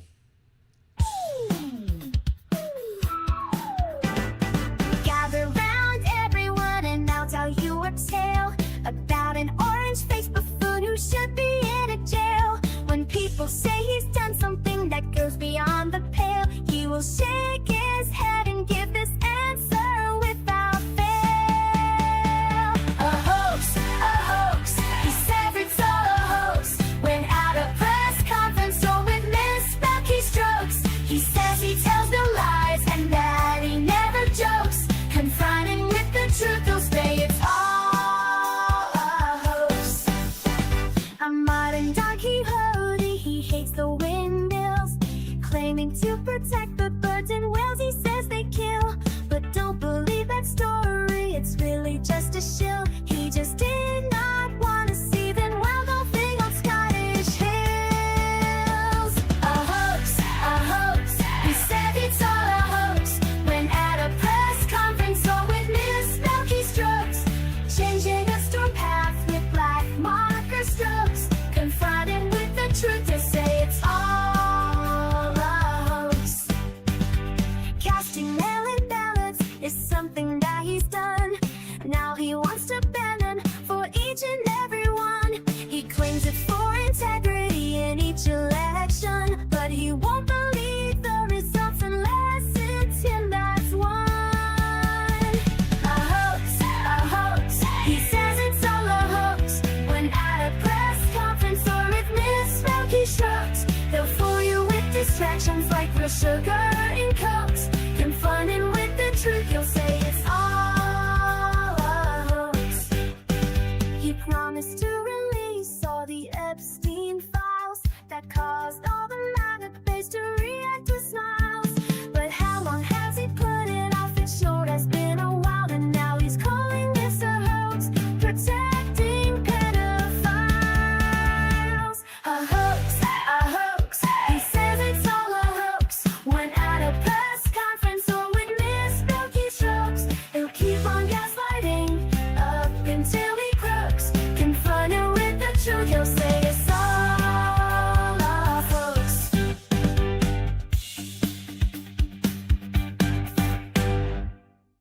Yeah, needs more diarrhea. I do have the parody that I made of the man who shat his pants is also available on YouTube. We won't be playing that one live because it will then cause everything to be non-monetized for this particular video, and we don't want that to happen. So, but the general consensus seems to be I should go ahead and at least play the other one. So, I thought he was about to walk into Epstein's cell. That would have been hilarious too. But no, yeah, this was supposed to be like originally when I made that song, I wanted it to be something that was more like sounded like it was like a circus theme, like, you know, and have like the guy like who's like sounding like a clown be like, a hoax, I guess it's all a hoax or whatever. But it was just not coming out right. Thank you, Molly, for the 5 gifted Liberal Danimal subscriptions. Appreciate you. Or the memberships, 5 more Liberal Danimals. Thank you so much. But then when I said, let's do it like a children's Saturday morning cartoon show, and I was like, oh, that's perfect. And then this is perfect too. This is amazing. This is amazeballs right there. So, yeah, there's that.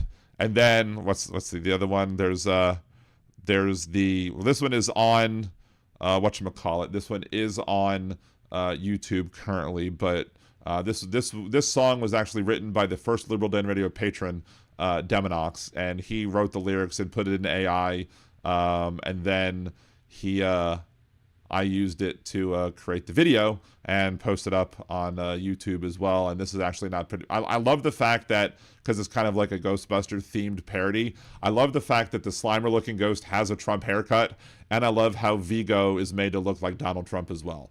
So I guess we'll just play all of them, I guess, that we have, because, you know, we're having fun here, and, you know, y'all haven't seen it. Again, please remember, if you're new watching and you haven't subscribed yet on YouTube, please subscribe on YouTube. Also smash that like button. We have 121 viewers, 49 likes. Thank you so much. And also, please make sure if you're on Twitch to both places, go to like the Instagram video. And also, if you're on Twitch and you need the link again, we can always repost the link again. But please remember to like my son's Twitch to try and help him get to the 50 followers that he needs to be monetized over there as well. We got that done in less than a month for my Twitch account, and I'd love to be able to do that for him as well. But the Dow, exactly. The Dow is 50 grand. Or didn't it drop below 50 grand again? Let's see. What's the, what did somebody said something about? I forget where it was. It's already scrolled way past it or whatever. YouTube brought me here automatically when Hal's live stream ended. Well, there you go, Mike. Because I think that's the raid that happened. So anyway, so I guess the two other ones that we'll do. This just in. One. A sudden spike in logic levels across the city. Citizens report seeing a man with glasses and a podcast mic. We go now live to Liberal Dan.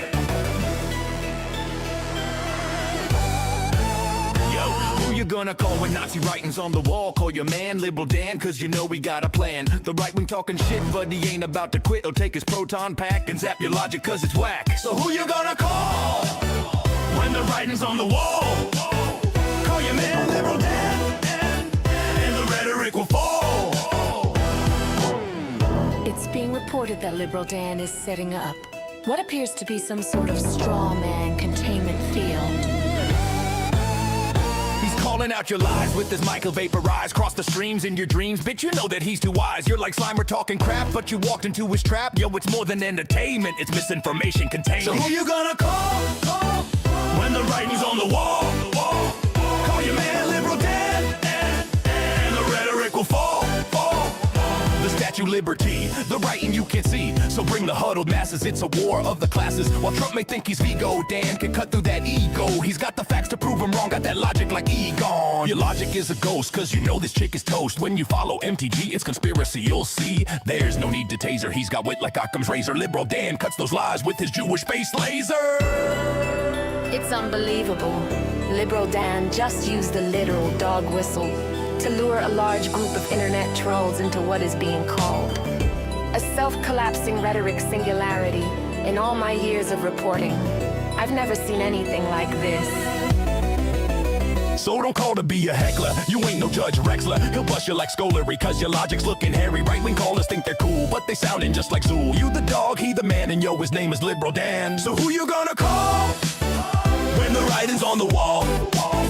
Call your man Liberal Dan, and the rhetoric will fall. Liberal Dan, Liberal Dan, Liberal Dan.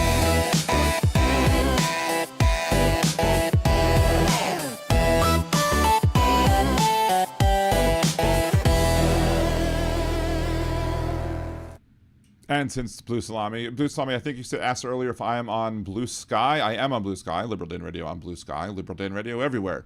If I'm not there, just let me know, and I will try to be. I'm trying to put some stuff up. I'm trying to figure out what to put up on several of the ones. What's the one I'm thinking of? I don't remember. Whatever. But there are some ones that I'm trying to build up a little more than others. But Instagram, for some reason, has been an afterthought for me. because I hadn't really used it all that much, but I was able to post videos from like Opus or whatever, those shorter form videos that I've been making. And I've been getting I got like over 100,000 views in like a month or whatever there. I'm like, whoa, I wasn't even expecting that. Anyway, so since, it is several people's favorite, apparently, not just Atrocious at Every Game, we'll do the last one as well, currently. But again, please remember to go like and share the Instagram video when you can. Help and comment on it too, because I guess that also helps the algorithm as well. And as we all know, Al Gore needs more rhythm. Trump piled debt, trillions tall. Promised Mexico would fund that wall. Praised dictators, said they're strong. Had Joe done it, they'd say he's wrong. Had Biden done it, MAGA would flip. Had Biden done it, whole numbers would slip. Had Biden done it, they'd scream foul play. But Trump did it, so it must be okay. Goes through crises, storms, and more. Called soldiers losers who died in war. Hired his kids to run D.C. If it was Hunter, they'd scream treachery. Had Biden done it, MAGA would flip. Had Biden done it, the numbers would slip. Had Biden done it, Fox News would say our day. But Trump did it, so it must be okay. Love Kim Jong-un, he wrote love letters that take the guns first, lose those rights forever. Signed you spending bills with glee. Had Joe done that, it'd be tyranny. Had Biden done it, MAGA would flip. Had Biden done it, whole numbers would slip. Had Biden done it, they shout up today. But Trump did it, so it must be okay. Kept secret files, countless untold. Said Putin's word was good as gold. Invited the Taliban to come to U.S. soil. If Joe had done that, they'd all recoil. Had Biden done it, MAGA would flip. Had Biden done it, whole numbers would slip. Had Biden done it, they'd want him to pay. But Trump did it, so it must be okay. Double standards loud and clear. Rules for Trump, but not for peers. What they call treason if Joe's the name is patriotism when Donald's to blame. Had Biden done it, MAGA would flip. Had Biden done it, whole numbers would slip. Had Biden done it, they'd shout no way. But Trump did it, so it must be okay.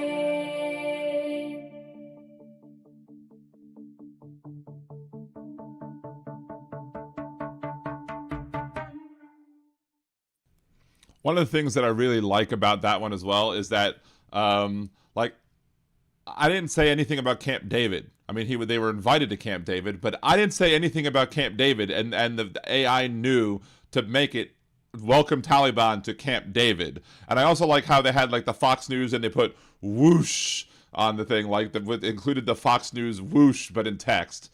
DPD, I think, asked, do you put in like a storyboard or prompt?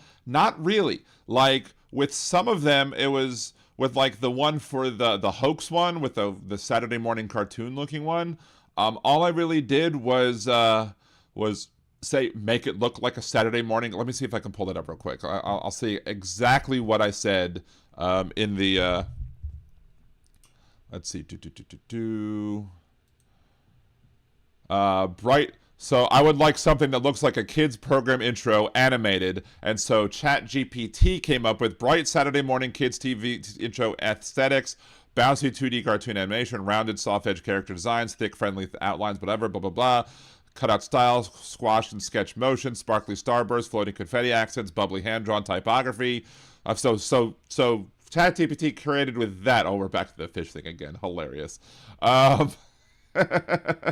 Anyway, but then all it did, I didn't put anything in there as it pertained to the actual song. So all it did was take the lyrics of the song. It took the song, it absorbed the lyrics of the song, and then created the storyboard itself just from the lyrics in and of itself.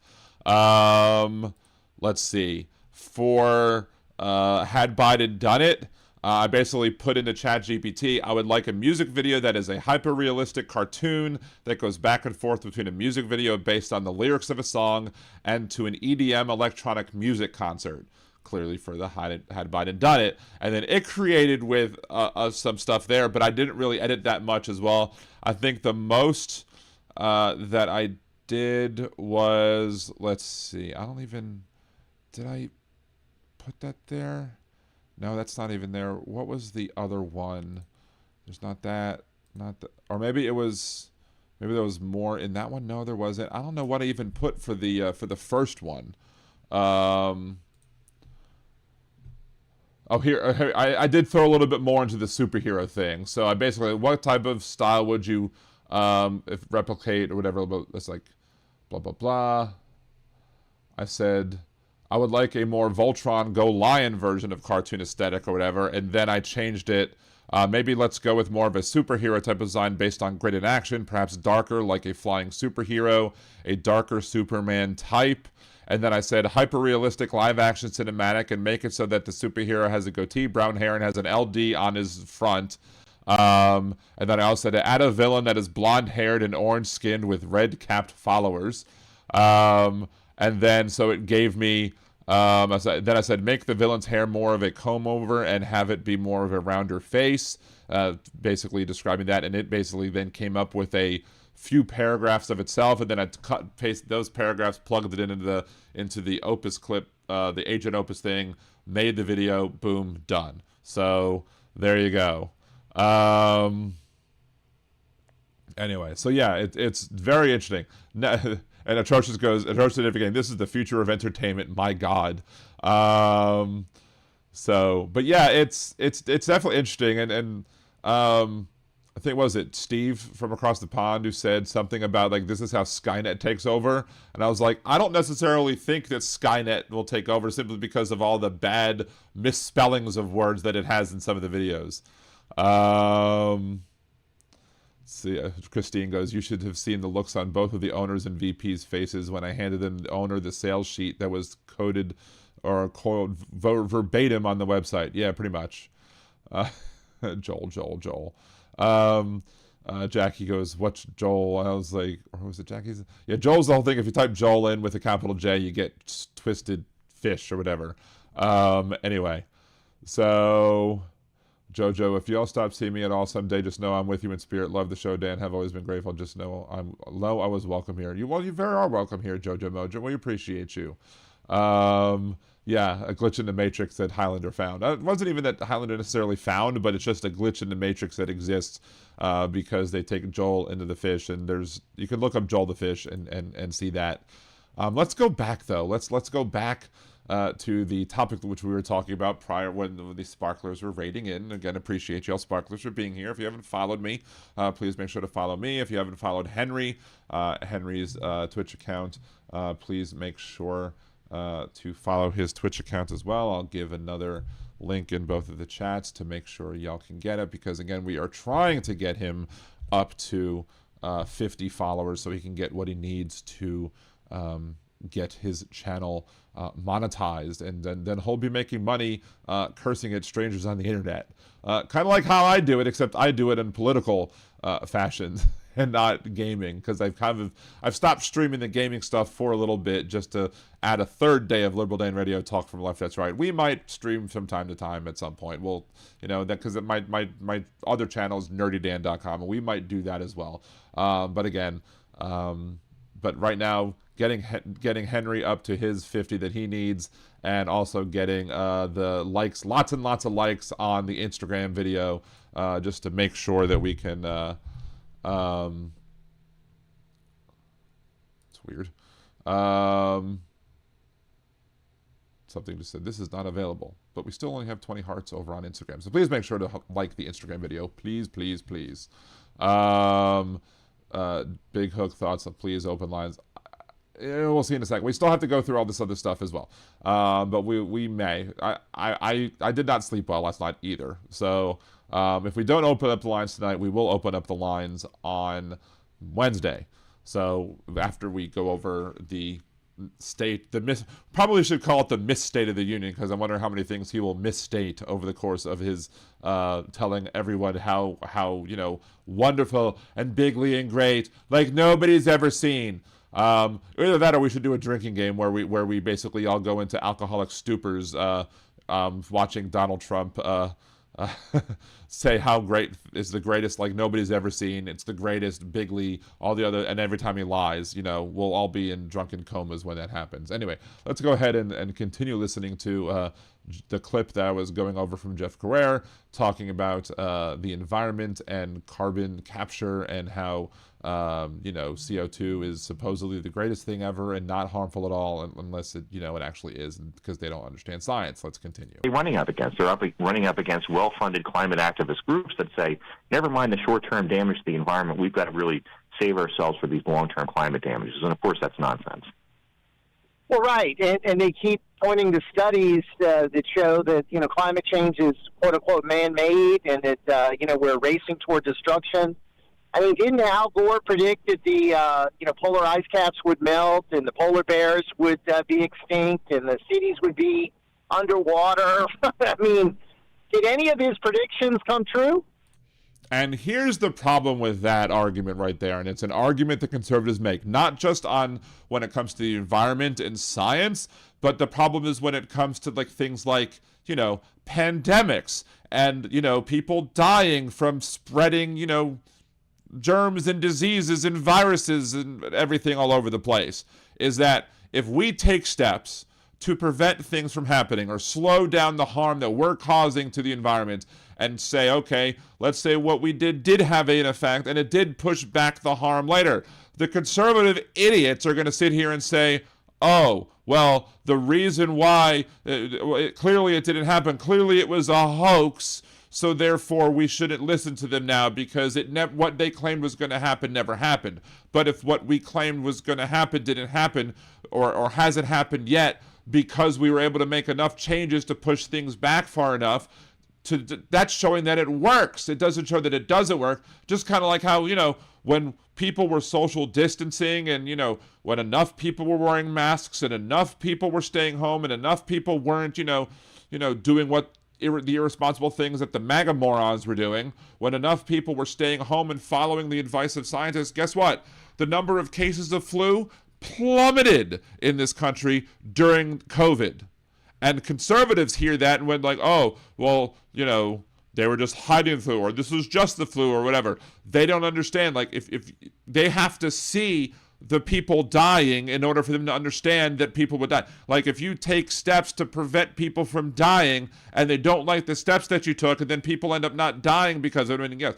There were hundreds of thousands of needless deaths during the Trump administration, don't get me wrong, because of his failed response, because of his ideas that, we need to stop the testing because when you have more testing, you have more cases, which of course is boneheaded and idiotic.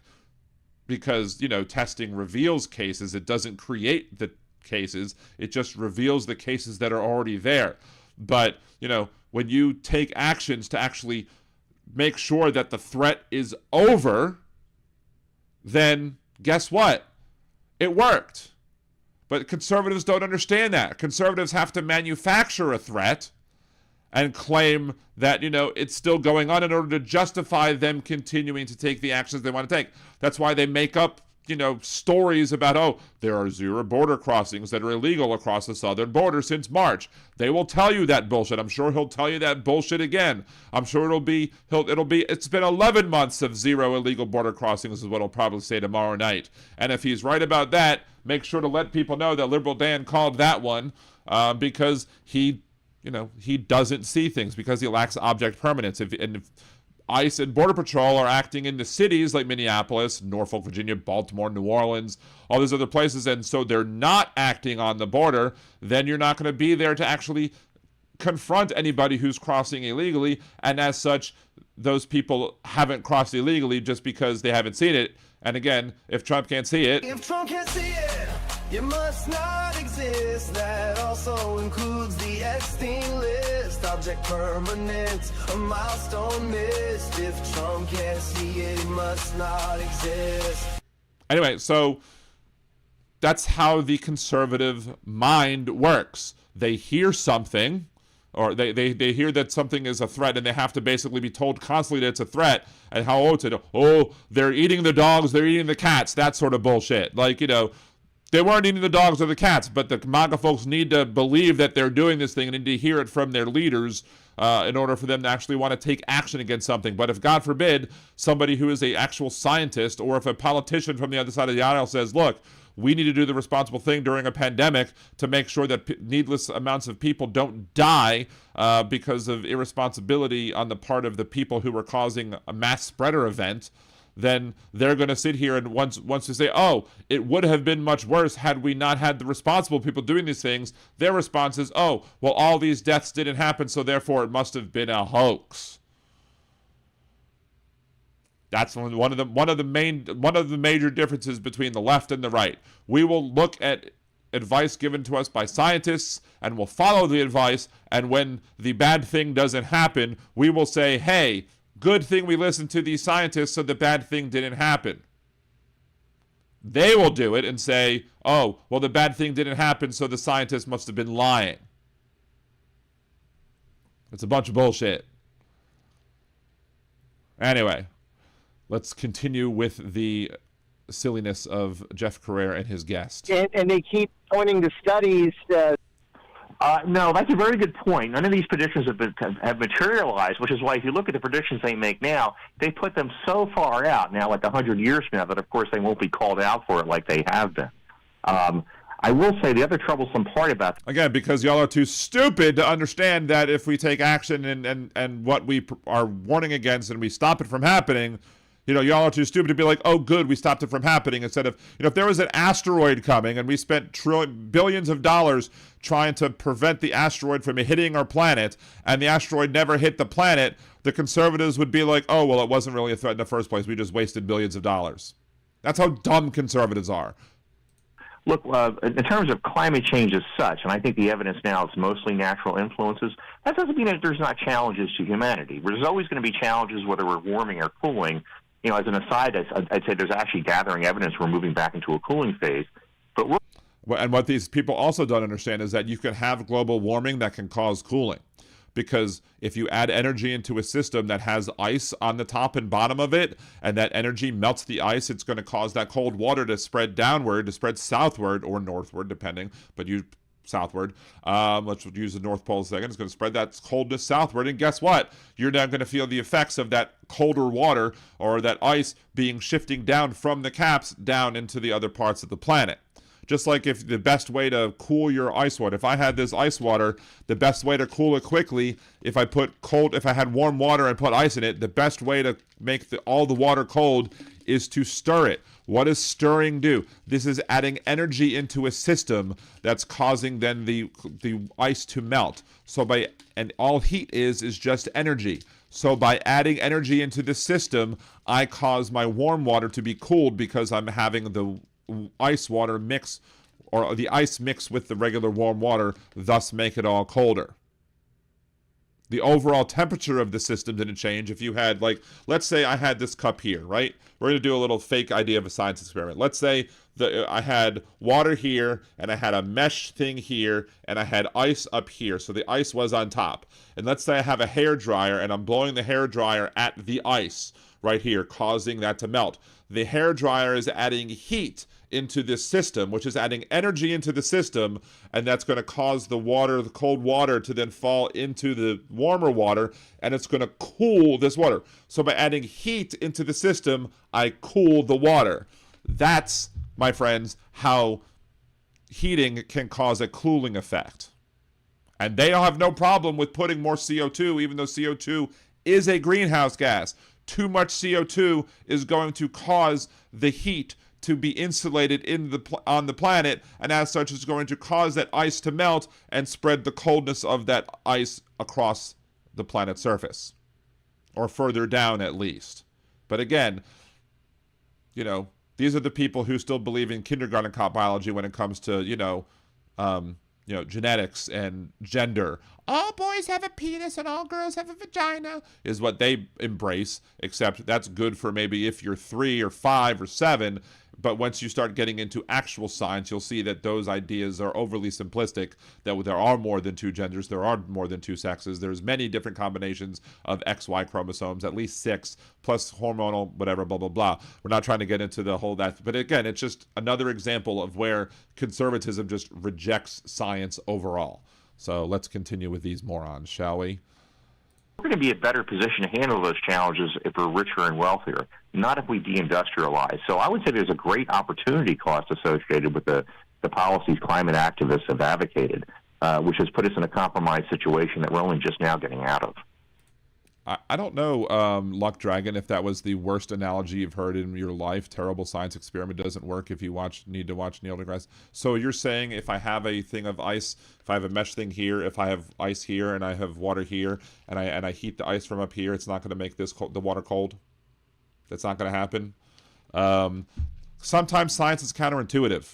And that's another thing that conservatives don't often get. Well, I learned that by watching Mr. Wizard as a kid, where you took 2 identical ice trays and you put warm water in one and cold water in the other, and the warm water froze quicker.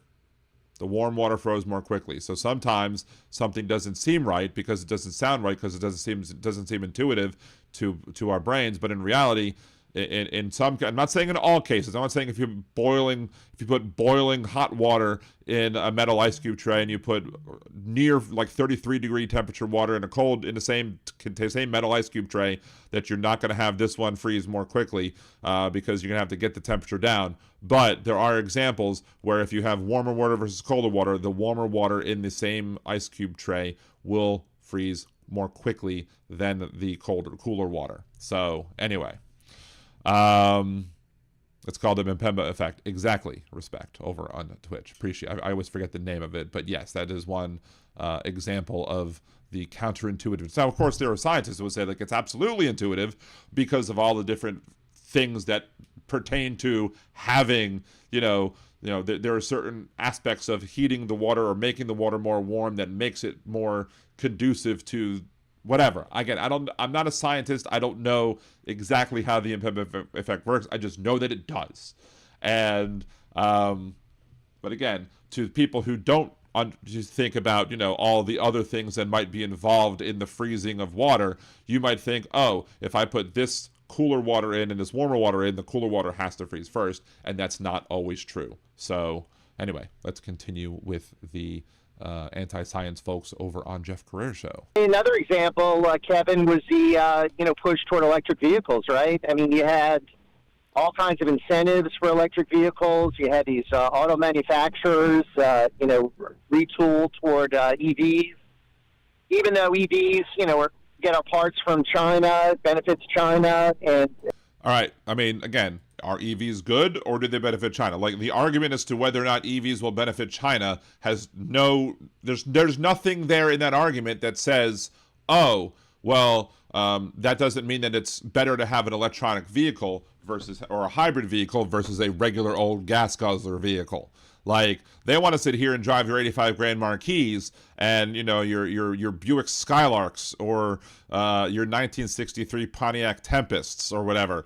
They want to be able to have those vehicles, still be made today because that's what they love their gas guzzlers. They want to be able to get 13 miles to the gallon and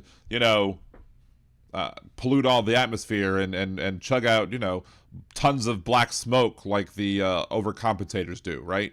So dangerous mining, and we're talking about a country that uses slave and child labor.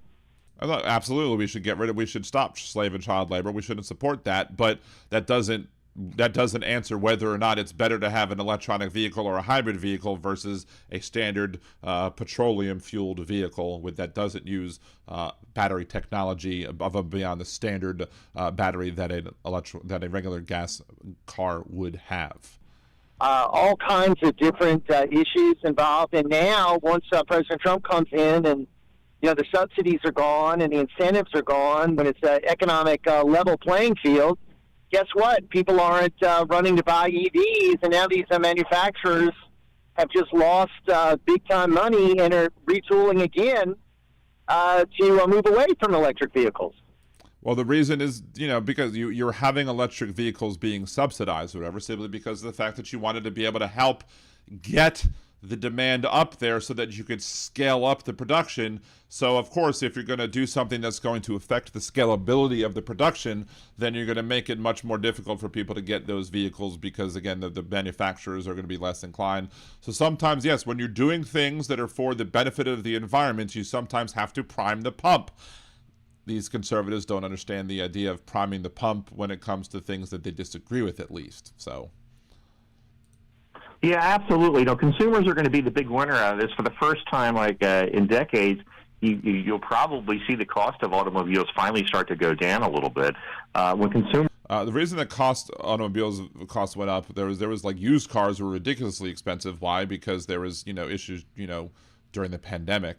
There were supply chain issues that Donald Trump didn't deal with either. So, again, this is a problem that conservatives created with those supply chain issues. And then, of course, there's always inflation that comes up, and the cars are not going to come down if Donald Trump keeps quixotically trying to, add these tariffs and cause the prices of these vehicles to come in. And then when, of course, he gets a Hyundai plant to try and come in, and, of course, you shouldn't buy Hyundai or Kia or whatever because they're garbage. They suck as a policy. We've talked about that on the show before. Fuck Kia, fuck Hyundai Financial, because they tried to basically steal my car. We'll talk about that later, I guess, if you want to. But, they sit there and they convince Hyundai to open a plant up in America, and then they go in and raid the plant and try and detain a whole bunch of people who are here simply doing training because they don't give a shit about legality. The people had proper paperwork, yet they want to basically make it so that these people are not going to send their manufacturing plants over here because you have to train the people to work here to do the jobs that they're trying to get them to do. And well, if the trainers can't come over, then you're not going to be able to open the plant. So therefore, you're going to have to then pay the tariffs on the stuff. And, we're going to be, paying more because of Donald Trump's tariffs. So the idea that prices are somehow magically going to come down is a bunch of shit. When consumers have latitude and dexterity and choice, they're not going to seize on inefficient EVs that are, number one, they're not safe in many cases. I have this in my book as well. There's a lot of documented cases of EVs just sort of blowing up on the roadway. There's a lot of, I'm sure there are a lot more people who die from regular vehicles, than do from EVs. But, hey, you do you, bruh. Number one, they're not good for the environment, not just for that reason, for the reasons you just discussed in terms of how they're made and manufactured. There's a big cost to humanity in terms of child labor, but also to the environment, the mining exercises that go through the building these items. So, like I say, nothing. I think it came up in my Facebook memory recently where Marco Rubio was talking about how about not subsidizing things for kids or whatever, and that kids need to work. So the idea that Republicans would absolutely embrace child labor if they thought they could get away with it. If they thought that they could, they've already there's been suggestions of like lowering, the age that you might need to be to get a work permit as a kid, expanding the amount of hours that one might have. One would be able to work as a kid with a work permit. So there's a whole bunch of evidence out there that would absolutely show that conservatives would love to be able to force kids to work. But, they can cry all day long about or to vilify China, and maybe rightly so, for, using child labor, using slave labor. But, when conservatives say MAGA, when they say Make America Great Again, they're not talking about the United States of America. They're talking about the Confederate States of America. And they would absolutely make a so-called states' rights, even though there's no such thing as states' rights, but they would make a so-called states' rights argument as to why they should be able to own slaves again, if only they can get rid of the 13th Amendment, right? But they still find ways around it anyway, because, you could still enslave prison labor. Let's continue. Nothing these folks advocate is actually good for the climate or the environment. I know. Well, we should believe you because why? We were involved in to stop a local parish, Jefferson Parish, from spending millions of dollars on electric school buses. They were going to, waste all of this money and go in this direction. Again, the idea that there was going to be a waste of money because there was one council member in the Jefferson Parish Council, or maybe one school board member on the Jefferson Parish School Board, who was trying to fight this, and then have rallied all the parents like, we shouldn't have these electronic. Why? We have we're in New Orleans. We have electric streetcars. The streetcars don't use coal. They don't use gas. They use electricity. They run all day long on electricity. Why not have buses that do the same thing? Just don't have to be on tracks. They could be on the road. They're going to come up with all sorts of excuses because at the end of the day, they want to kiss the ass of big oil. They want to kiss the ass of big coal. They want to kiss the ass of anybody whose asses they can kiss, as long as it can't be hooked to a left-wing person. That's why they're going to pretend to not like carbon capture, even though the people pushing for the carbon capture projects are the people like the Louisiana's Attorney General and special envoy to Greenland, Jeff Landry.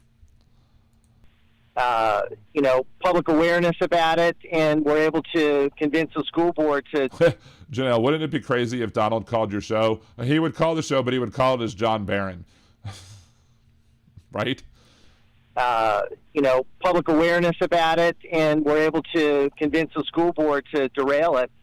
And I think that was a real achievement, and hopefully other areas will follow suit here in Louisiana. Orleans, of course, a very liberal parish, is invested heavily in electric school buses, which, makes no sense because the parish is obviously in very poor economic condition. But I mean, the Orleans Parish has like a huge budget deficit and needed some help from the state, or whether that's absolutely true because the last mayor mishandled a bunch of, stuff, and, she was terrible. She turned out to be terrible. Of course, nobody they ran against her was worth a damn either. So, as old Trumpy boy says, it is what it is. Thank you, Donald. But, the idea that somehow it's harming the New Orleans city budget to have these electric school buses is not something that has been proven. They're just going to make big wild accusation about A, wild accusation about B, and then say, oh, well, they must be correlated somehow, right? I mean, causation is not correlation, but, I would say that if you're someone who really cares for poorer populations or the school children or underdeveloped countries, you want them to have access to cheap, affordable, and reliable energy. We've got buckets of it here in the United States. It's time to unleash American energy. This administration is starting to do it, and the wheel's starting to turn. So there's some cause for optimism as we head toward 250. Oh boy, so optimism. And we'll be our 250th year of freedom, and we'll be energy free as well, right? Double down on electric school buses. This administration is starting to do it, and the wheel's starting to turn. So there's some cause for optimism as we head toward 250 years of independence. Let's get out of these international agreements, unleash American energy, and become an independent, free country again. Amen. Thanks so much for joining us. Thanks for writing. Let's be under a chokehold of big energy and everything like that, right? Too. That's what we want. Exactly. Right. Exactly. See, one vision. If you have a backup generator for power outages, what do you fuel it with? Solar and wind and nuclear is the answer. The backup generator can use as natural gas. If we would have had a generator, we would use natural gas. Now, we actually have solar panels on the roof, but it doesn't actually, unless you have some sort of special contraption that will enable you to use the solar panels directly, all we basically end up doing is pumping the solar energy back onto the grid when we have excess solar energy, which is nice, but still. See, I think you're missing the point. What happens if the electric school bus accidentally drove into shark-infested waters while escaping Epstein's Island? Yeah, that would be crazy. Let's see, fans saying, haha, no, Donald and his administration are trying to push energy production that the energy producers want to phase out. Pretty much. Batteries at home, there's that too. We didn't spend the extra money or go for the extra money for the plan to get the added benefit of doing all that stuff. We just, yes, we live in a hurricane alley, I guess, so to speak. Although, fortunately, knock on wood, we didn't have a big storm affect us this year. But still, we've been saving a decent amount of money with the solar panels. Don't get me wrong, but it's the adding on that second option might be something we do at some point later on, not necessarily now. So, hey Vanessa, good to see you. Thank you for joining. Appreciate you. Solar and wind would be more effective, yes, but they don't like that because they can't. They're funded by big money oil interests, and I just can't seem to fathom. I can't seem to understand why they will go from carbon capture is a giveaway to these big energy companies, but they can't understand why all these other things are giveaways to the big energy companies as well. If you don't want to give things, if you don't want to sell the farm for big oil to be able to, carbon capture, why are you going to sell the farm for big oil to be able to do all the other things that they want to do that are being more harmful to the environment? Because, conservatism is greed, exactly, blue salami, and, well, also stupidity. But, it is what it is. So, it's 10:55. We haven't even talked about the Supreme Court thing. So, let's bring this down here for a smidge, and let's just follow a little bit with what old Trumpy boy said at his little press conference, and we will, follow a little bit. And we also, first, before we do that, SCOTUS, let's see. First sentence of we decide whether International Emergency Economic Powers Act, IEPA, authorizes President to impose tariffs. That's the first sentence of Chief Justice John Roberts' opinion for Learning Resources, Inc. versus Trump. The case arose from a challenge to broad tariffs that the executive branch opposed. The president asserts the extraordinary power to unilaterally impose tariffs of unlimited amount, duration, and scope in light of the breadth, history, and constitutional context that asserted authority. He must identify clear congressional authorization to exercise it. IEPA's grant of authority to regulate importation falls short.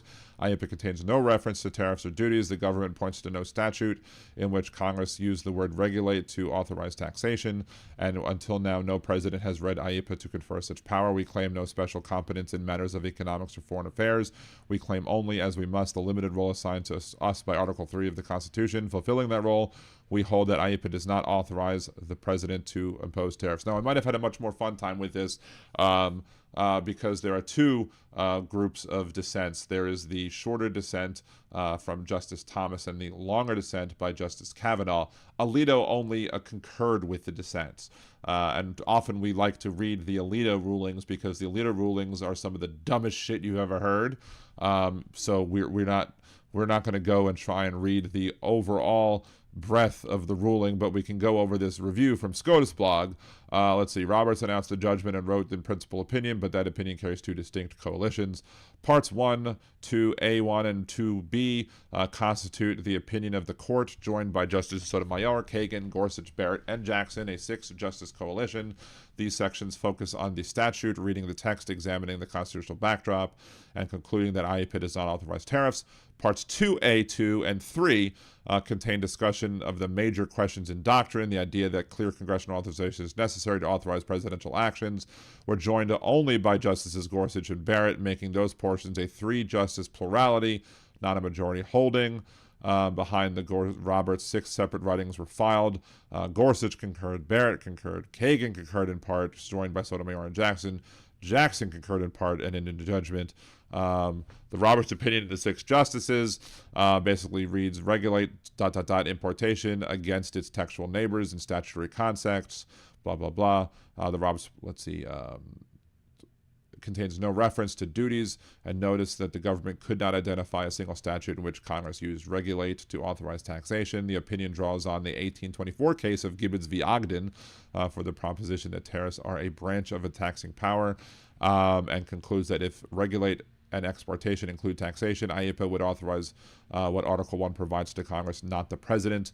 The concurrences, Gorsuch joined Roberts in full and wrote a second longest opinion to defend the major questions. Barrett joined Roberts in full and wrote briefly to challenge Gorsuch's framing. Kagan had 7 pages, Jackson had 5, Thomas had 18 pages, Kavanaugh had 63 pages. Let's see. What the court adopted from the challengers' briefs: taxing is a taxing power. The challengers argued that tariffs are a branch of the taxing power and therefore categorically different from regulatory tools granted to the president like quotas and embargoes. The Roberts opinion of the courts adopted this framing directly.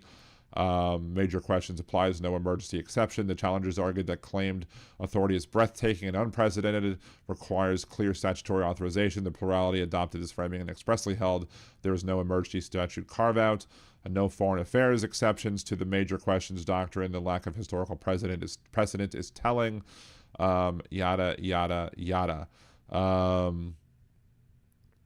So anyway, so here is old Donnie Boy and his response. We're not going to watch all of this. I mean, it only started like 40 minutes in, so we'll see some of his whining and bitching and moaning and complaining. But Wow, that's a lot of people. That's a new record. We set a record every time. Well, thank you very much for being here. The Supreme Court's ruling on tariffs is deeply disappointing. And I don't like when people tell me no. And when people tell me no, I have a big problem with that. Just ask people like E. Jean Carroll. I don't like no as an answer. I don't like no from anybody.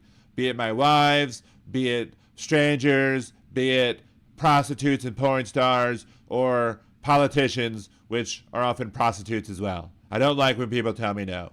I don't listen to no. I'm ashamed of certain members of the court. Yeah, because 2 of the 3 that you named went against you there, buddy boy. Absolutely ashamed for not having the courage to do what's right for our country. What's right, i.e. what's right in his eyes is what he wants, and not that doesn't necessarily mean it's correct or proper, which the Supreme Court in a 6-3 ruling seems to say you were not.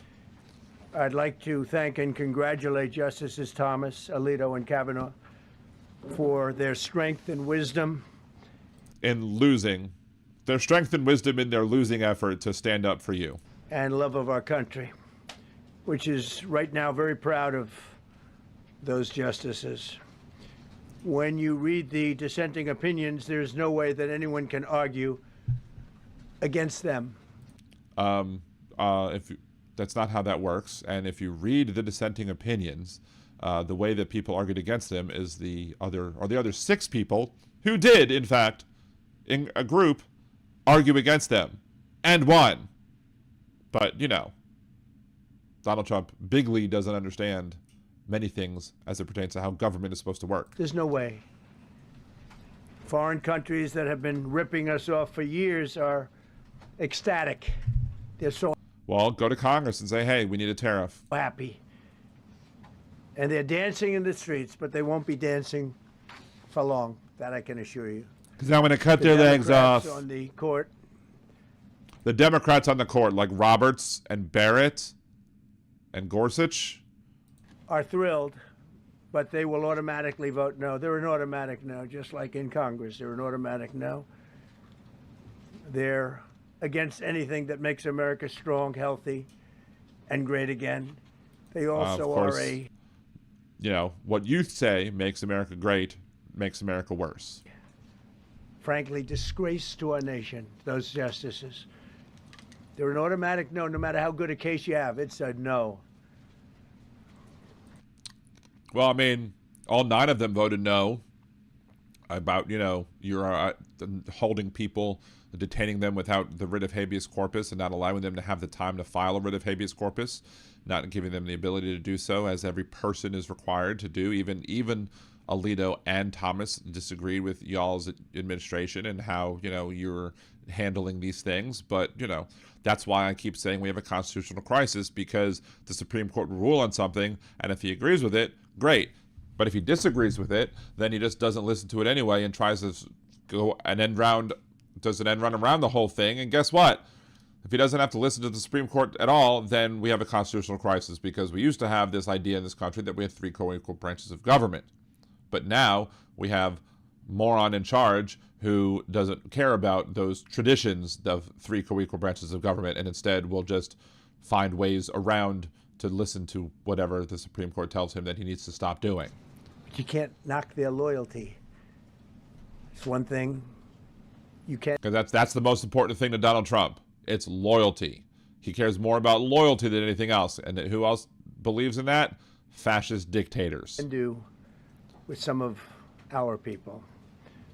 Others think they're being politically correct, which has happened before far too often with certain members of this court, and it's happened so often with this court. What a shame. Having to do with voting in particular, when in fact they're just being fools and lapdogs for the rhinos and the radical left Democrats, and not that this should have anything at all to do with it. They're very unpatriotic and disloyal to our Constitution. No, they're loyal to the Constitution. They're not loyal to you because nobody has to swear an oath to you, at least not yet. Well, unless, they're in your cabinet already, and I guess maybe, the military at this point? It's my opinion that the court has been swayed by foreign interests and a political movement that is far smaller. Like you haven't been swayed by far right, by radical interests that are foreign? I mean, I don't know. Who got an airplane from Qatar? Huh? That's not being swayed by foreign interests at all, is it? Smaller than people would ever think. It's a small movement.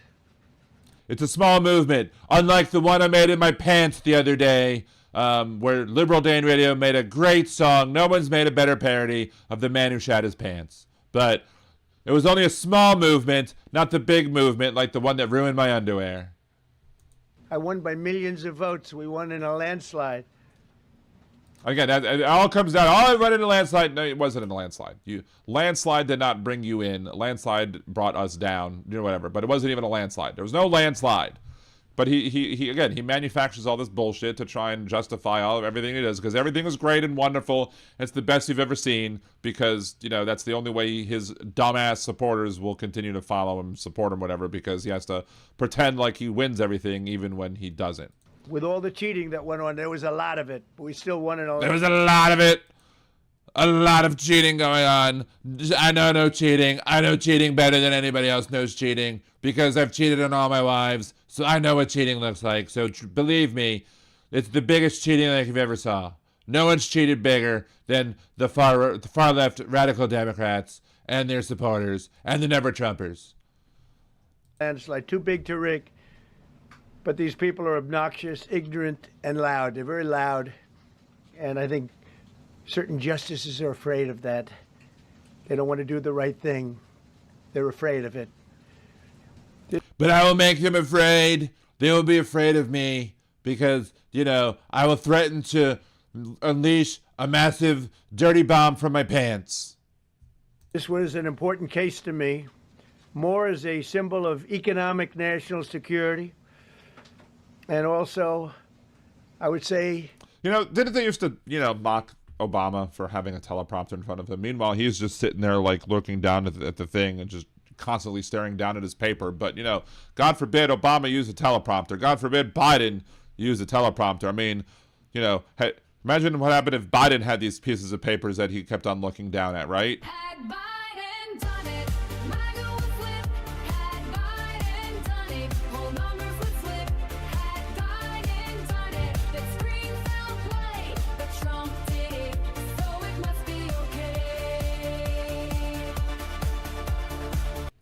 Here's an idea for the big drivers of increasing energy use, as FanSan. Data centers have to either produce a certain percentage of their own consumption locally or contribute to a subsidy fund for all local residential buildings to add solar, wind. Look, I basically said something similar to that. I was like, the other day when we were talking about energy usage by these data centers, that they should have solar plants. They should have the ability to generate their own power, and that should be required. Or they could substitute that alternative energy stuff to help make sure that they're not sucking out the energy and causing an increased demand in energy that might cause other rates to skyrocket, right? That should be something that they should be required to do.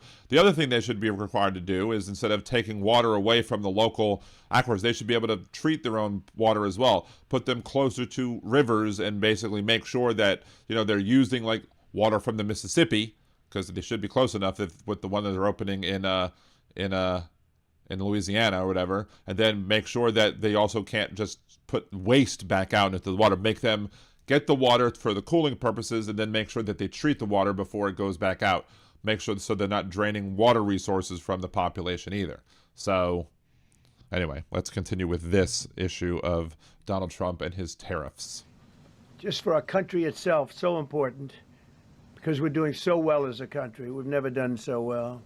The good news is that there are methods, practices, statutes, and authorities, as recognized by the entire court in this terrible decision, and also as recognized by Congress, which they refer to, that are even stronger than the IEEPA tariffs available.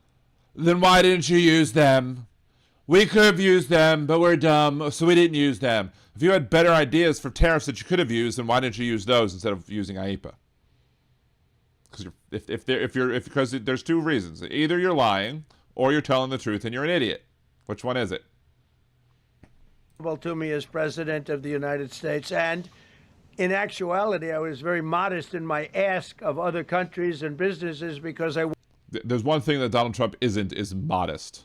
I was very modest when I asked for Greenland. I told them I want Greenland. I wanted Greenland. Give me Greenland. It was a very modest ask. I could have asked for more, but I didn't. I only asked for Greenland and Canada and Cuba and Venezuela. But I'm not asking for more yet, but I will. But I haven't, because I'm modest. to do, and that's very important. Jenny Chrissy. Yeah. I wanted to be very well behaved because I wanted to do anything. I didn't want to do anything that would affect the decision of the court because I understand. Bullshit. Y'all the ones who caused, Kennedy to have to resign so that Kavanaugh could jump in. The court. I understand how they are very easily swayed. And I've tried to sway them. I've tried to sway them with, my blonde hair, my orange skin, and my flatulence. Oh, crap. I just hit the wrong button. This was an important case to me. I like how they're penning it on the hands. Just are they trying to see what's up with his hands? Like, so let's see if he has any bruising on his hands today. See if the clots have formed again. More as a symbol of economic national security. I think. Oh, that's right. We're here. There's some bad things, but they've given us great national security. These tariffs have. How? Again, they'll say, "Oh, we have national security." But we'll have national security if we get Greenland. We want Greenland to be ours, and that'll be it for nation security. And if national security, we can't have the windmills because of national security. But why? What's the national security purpose? It's dumb. He can say it all he wants till he's orange in the face or oranger in the face. It doesn't matter because he hasn't proved any of his dumbass arguments. And together with our strong borders, reduced fentanyl coming into our country by 30%. Oh, I thought there was illegal crossings. Wasn't there illegal border crossings? How do you have zero illegal border crossings since March, but have increased fentanyl coming into your country? And I thought y'all stopped the fentanyl from coming into the country. No, it was Biden that was doing that, because he was actually targeting the actual things that were harmful to this country and going after the people that are actually worst of the worst. You are going after, people working in farms and people who are working on cruise ships who are here legally, who have legal work permits. Other people that we've already talked about on the show plenty of times. Is she sleeping? What, is Bondi sleeping? No, she's just kind of gazing at him lovingly. When I use them as a... Come on, Trump, say the Dow is to 50. Talk about the Dow. I love the Dow, and I love you, Donnie boy. Penalty against countries illegally sending this poison into our country. We already have a poison in our country. It's called Donald Trump. Poison our youth. All of those tariffs remain. They all remain. I don't know if you know that or not. They all remain. Because I don't know anything. I don't know anything at all. I know it. But I know that. Don't know much about history. Oh, we'll sing that again. We're still getting them. And we will after the decision. I guess there's nobody left to appeal to. But again, those three... I guess there's nobody left to appeal to. That's how the Supreme Court works, you fucking dickhead. People, such respect. I've had a lot of respect for them anyway, but such great respect. But except for when I didn't. I had great respect for them, but when I don't, but then I do, but then I don't. It is what it is. Wait, sorry, that's his line. It is what it is. Thank you, Donald. Other alternatives will now be used to replace the ones that the court incorrectly rejected. We have alternatives. Great alternatives. Could be more. Great alternatives. No, like you've never seen. More money. We'll take in more money. And we'll take in more money. And the money we're taking in is your money because I refuse to admit and understand or acknowledge that when somebody is assessed a tariff, the consumers pay it. So when you're going to help me, as Big Hook said, you're going to help me pay for the $10 billion lawsuit. Again, my opinion is that he'll probably settle his own lawsuit and have Pam Bondi settle it, and he'll do us all a favor by accepting only 2 or 3 billion, and everyone will be like, oh, he's such a mensch. Yeah. A lot stronger for it. We were taking in hundreds of billions. Do they, sir, let me tell you something. Look, I never believed that somebody ever said sir until Juan Orlando Hernandez wrote sir in his letter to kiss his orange poop-crusted ass. And I was like, wow, someone actually used sir and called him and referred to him as sir like he claims they do. I was shook. But that person told you exactly what you need to do to get Donald Trump to do anything. You just affix your lips right to his orange sphincter and say, mwah, thank you, sir. Thank you, sir. May I have another? Billions of dollars. Will continue Hey, Arvilby, thank you so much for joining. Appreciate you. Have a great night. to do so. To show you how ridiculous the opinion is, however, the court said that I'm not allowed to charge even $1. I can't charge $1. I can't charge $1. Can't do it. Is my Trump impression getting better? I don't know. Can't charge $1. I would have used 1 penny, but we don't make the pennies anymore. We save money. Can't charge $1 to any country under IEPA. Not $1. I assume to protect other countries. This must have been done to protect those other countries, certainly not the United States of America, which they should be interested in protecting. That's what they're supposed to be protecting. But I am allowed to cut off any and all trade or business with that same country. In other words, I can just... Yeah, because there's 2 different things. There's like a trade embargo. It's not the same thing as levying a tax. Specifically, especially because when you levy the tax, aka the tariff, you're taxing American citizens. You dumb fuck. Destroy the trade. I can just... Mute Trump and make some sort of crazy story. Let's back it up a smidge. We're at 44:51. Let's see if I can do that. Let's mute him.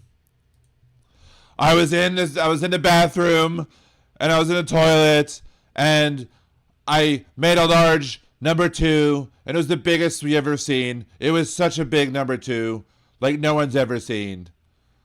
And the Supreme Court told me, you can't make a number 2 without congressional approval. And I said, you're wrong. You're wrong.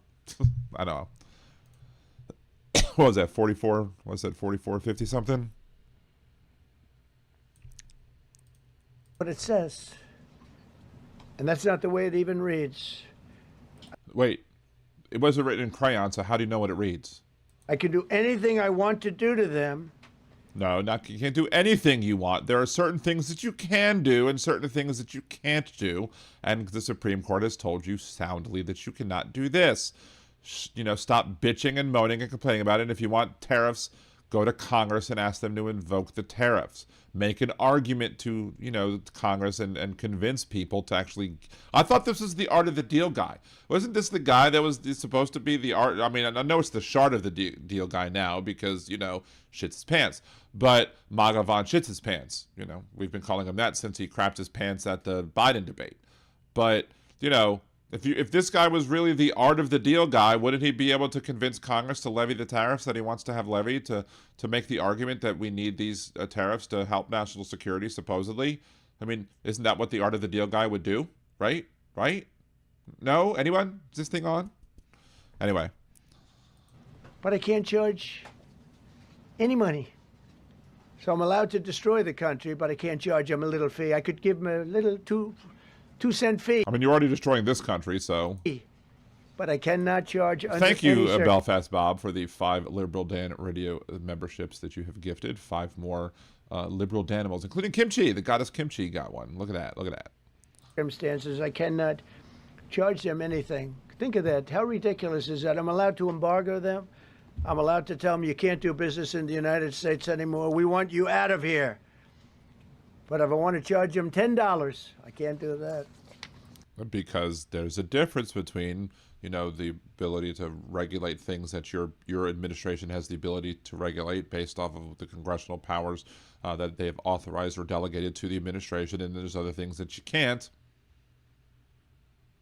But, you know, only teeny tiny brains can't understand that. And Donald Trump might have a very large orange head, but has a teeny tiny brain inside. It's incorrect. Their decision's incorrect. But it doesn't matter because It doesn't matter because I'm not going to listen to him anyway. Not one bit. we have very powerful alternatives that have been approved. Like no by one's this ever decision. seen. You know, they've been approved by the decision for those that thought they had us. And they're saying that I have the absolute right to license, but not the right to charge a license fee. So think of that. I have the right. No, but even that, if you have the right to charge a license, but then Congress sets the fee, hey. But look, even Congress can tell you, look, you have the ability to charge a reasonable fee on a license that you charge. That's not the same thing as saying you can tariff. To license, which is a very powerful word. In many ways, license is more powerful than tariffs. In fact, I was thinking about using it. But they came up with Again, you don't think. the idea that I can license, just like the people that were opposing me told them to do, but not the right to charge a license fee. Think of that. Who ever heard of such a thing? What license has ever been issued without the right to charge a fee? You get a license, you charge a fee. It's You get a license, you charge a fee. automatic, but not with this court. How many times I drink every time he says license? I mean, Jesus Christ. But now the court has given me the unquestioned right to ban all sorts of things from coming into our country, to destroy foreign countries. But a much more powerful right than many people ever. You don't have a right, you have authority. There's a difference between right and authority. A right is something that an individual has that you trample on all the livelong day. And authority is something else. But, you know, hey, maybe I'm being overly pedantic. Maybe I'm putting the Dan in pedantic, right? Thought we even had, but not the right to charge a fee. How crazy is that? Our country is the hottest country anywhere in the world right We're so hot. We have the hottest country. We're so hot. It's super hot. now. And it has nothing to do with climate change because we're cool when it comes to that. But we're hot. But we're cold. We're yes, we're no. We're in, you're up, we're up and we're down. We're wrong when we're right. Whatever. I don't have all the lyrics. I don't know all of her lyrics. And it was a dead country 1.5 years ago under an incompetent president. That was, you know, now. But, you know. But now I'm going to go in a different direction. Probably the direction that I should have gone the first time, but Well, you know, maybe you should have. And then you'll probably get struck down as well for overreaching your authority as well. And then you're not going to listen. And then we'll continue the constitutional crisis that we have in this country. Anyway, I think I've had enough of that particular Donald Trump thing. But we do want to play the one more thing, which is the amazing thing that we absolutely need to. So there was, of course, the John in Virginia, John Barron calling in from Virginia, and let's hear from you. Well, this is John Barron, and this is the worst decision you ever have in your life, practically. Jack's going to agree with me, right? But this is a terrible decision, and you have Hakeem Jeffries, he's a dope, and you have Chuck Schumer, who can't cook a cheeseburger. Of course these people are happy. But true Americans will not be happy. And you have the woman earlier, I assume she's a woman, she's a Democrat, but she said I assume she's a woman, she's a Democrat. She's disgraced. What does that even mean? Devastated. All right, by John. this. We'll go to Chester, who's in Baton Rouge. Now, go from Chester. I mean, to me, Donald Trump knows very, very much Chester's whatever. Here's the thing with that video. And of course, C-SPAN claims that it was a call from Virginia, and the call took place while Trump was having something with governors or whatever that started like an hour and a half earlier or whatever. And maybe supposedly it was really, him or not or whatever. So here's the thing. Here's my point there. There are some people who do really good Trump. I mean, many Donald Trump impersonations are bad Trump impersonations. Like if you're imitating Trump, you're usually over the top. You're like, mine is probably closer to a Colbert one when I do a Colbert one, sometimes a little more raspy. I don't claim to have a good one. I think maybe it's getting better. I don't know. But like, I don't know anybody that does that good. Even J.L. Covan, who I'm trying to get on the show. who's I think ran in a primary or whatever, trying to run for Congress. He's a comedian. He does a great impression of Donald Trump. I don't even think his is as good as what that one was. So if that really wasn't Donald Trump, that person is amazing. But I'm going to sit here. It is my opinion that absolutely had to be Donald Trump. That absolutely 100% was Donald Trump calling from some sort of burner phone or whatever, and, doing his Trumpian things and whining like Trumpian does. Aaron says, be right back. Dog has to pee. Hurry up, doggy. Pee quickly. Jolie said something earlier. George said every game. Damn it, now I have Katy Perry stuck in my head. Lord, I apologize. I'm sorry. Could you imagine if Biden had put Katy Perry's song in your head? Had Biden done it, MAGA would flip. Had Biden done it, whole numbers would flip. Had Biden done it, that scream foul play. But Trump did it, so it must be okay.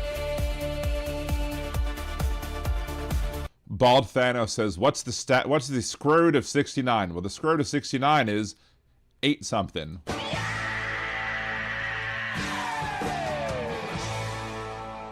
Or should it be, or would this be more appropriate? The square root of 69 is 8 something. Oh my. There you go. Told my kid, I felt really like, I couldn't believe my kid didn't understand this joke because how do you know that trees poop? How else do you get number 2 pencils? But he was like, what's a number 2 pencil? I'm like, oh, Jesus. Have you not used a number 2 pencil on your standardized test? I'm like, no, he probably took them all by computer at this point. So, Josh, I wonder if Trump does a good Trump impression. Does he do himself? He probably does himself as many times as Melania doesn't want to do him. Oh my. I don't know. Maybe those are all jokes that are better left for Liberal Dan Radio After Dark. I don't know. Jolie did say something about having a Star Trek themed bathroom. Is that what you said, Jolie? Your bathroom is themed Star Trek. So when you go to the bathroom, are you like number 1, engage, right? Is that what you would say? Sorry. Liberal Dan, remember the Iowa test? Yeah. Big Hook, summer of 69. And of course, back when I did like Bryan Adams and saw him in concert before he pissed me off, Bryan Adams was clear to make sure that everybody knew that he was 3 years old in 1969. So the summer of 69 was not about the year 1969. So, but he's still a shithead for, calling me out for supposedly filming him like rerun from What's Happening. But he did with the Doobie Brothers or whatever. When everybody else had a cell phone in front of him, like, recording up in his face, and he didn't say anything to them. He just picked me out from the side. So, welcome back, Aaron. I do not think that we're going to open up the phone lines today simply because of the fact it's 10:27. I have stuff to do before I go to bed. I have to wake up in the morning, yada, yada, yada. So, again, if you have not already done so, please make sure the link to the videos, the link to the Instagram video with the theme song for Liberal Dan Radio, Talk from the Left, That's Right, is up there. Also, they are pinned in both chats on YouTube and on Twitch. If you're on Twitch and you haven't done so already, please make sure on your way out to go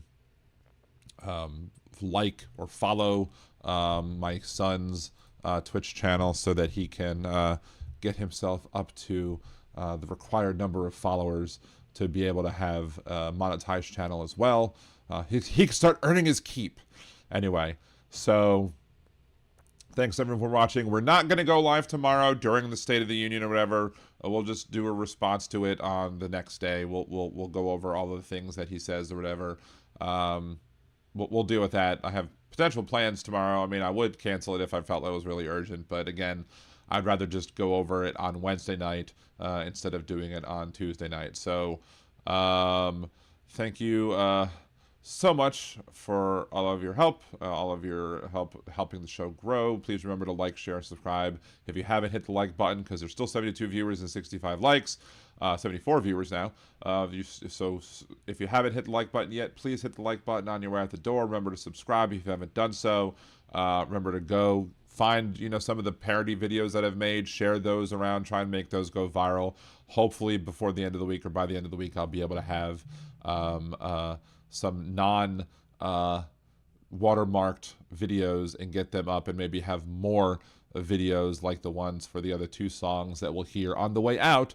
So again, until Wednesday night, thank you all for watching. Appreciate you. Have a great one. Do all of the algorithm things. Al Gore needs more rhythm, and have a great rest of your night. Peace.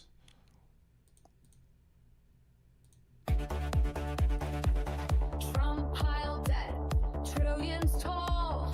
Promised Mexico would fund that wall. Praised dictators, said they're strong. Had Joe done it, they'd say he's wrong.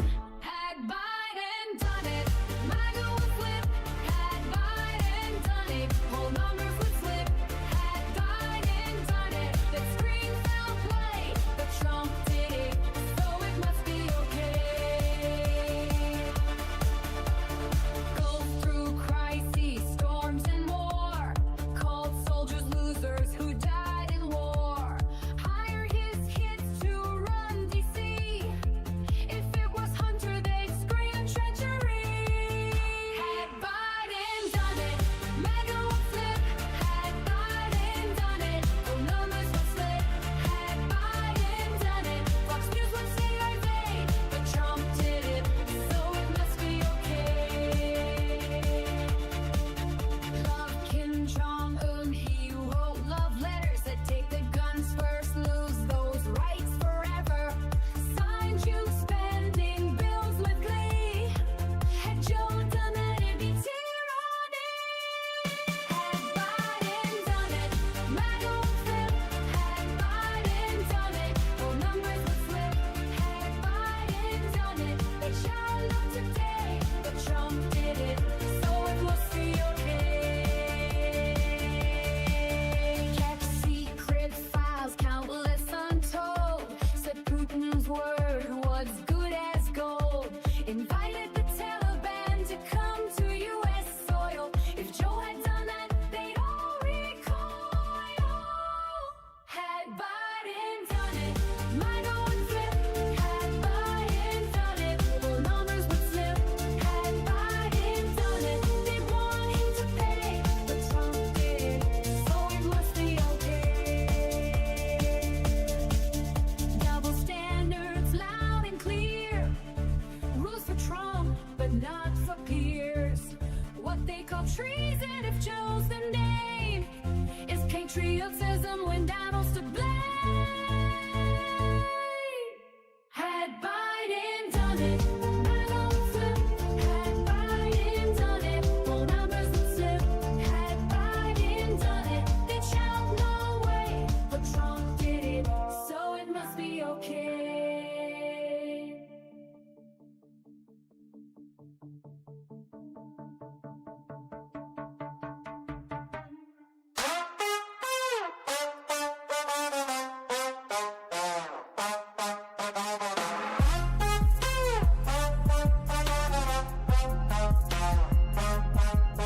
Obama and Bush's pictures got hidden, obscuring the past, history rewritten. Hung in a hallway where no tour can see, confirming his unending fragility. If Trump can't see it, you must not exist. That also includes the Epstein list. Object permanence, a milestone missed. If Trump can't see it, he must not exist.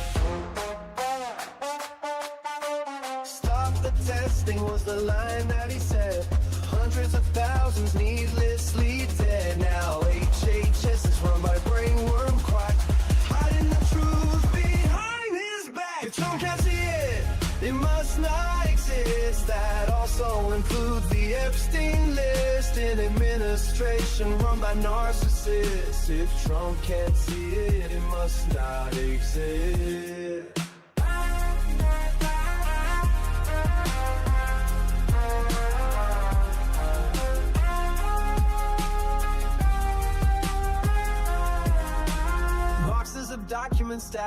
board to the wall, top secret folders in a bathroom stall. Charges were pressed, but the case was dropped. A corrupt judicial system he can co-opt. If Trump can't see it, it must not exist. They'll send you to the Epstein list. He'll swear it's fake news, a liberal twist. If Trump can't see it, it must not exist.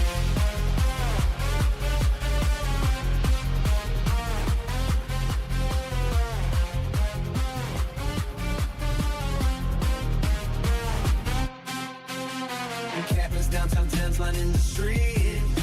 Invisible people that power won't need. Hide them away so the cameras can't find it. Proof of a system that's cold and unkind. A payout in secret, an NDA sign, an illegal bribe. Michael Cohen fine. Trump got fined too over his gag order, but she didn't gag, cause he was much shorter. If Trump can't see it, it must not exist. That also includes the Epstein list. We can't let him win, we must resist. If Trump can't see it, it must not exist.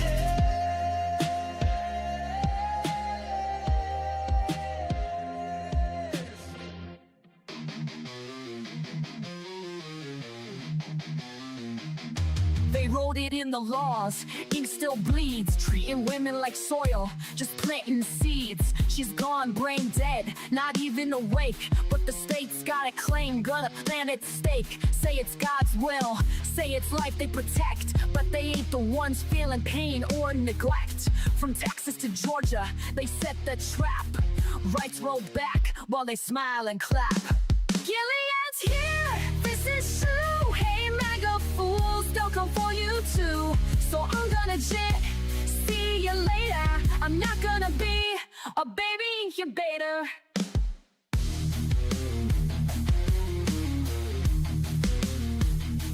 This ain't pro-life, it's control and shame. They don't care if she's gone, just playing a game. Keep her hooked to machines, cold and still. Just a vessel to them, not a human with will. No consent, no voice, no chance to resist. Just laws in place, written with a clenched fist. Hospitals scared, judges playing God. Bodies ain't temples, just stay on pods. Gilead's here, this is true. Hey, MAGA fools, they'll come for you too. So I'm gonna jet, see you later. I'm not gonna be a baby incubator. Bands in the dark, they don't care who it kills. Sacking courts while they strip out all of your wills. But we'll fight back, march loud, burn bright. Cause this ain't the end, it's the start of the fight. Gilead's here, ain't no grace. And those leopards are coming to eat your face. So I'm gonna jet, see you later. I'm not gonna be a baby incubator. Not gonna be a baby incubator. Not gonna be a baby incubator.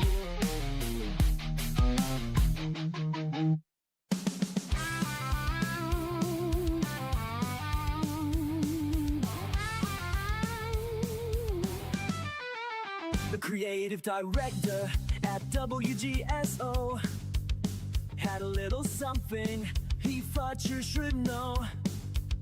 When Dan picked on his bits, Steve got real gruff.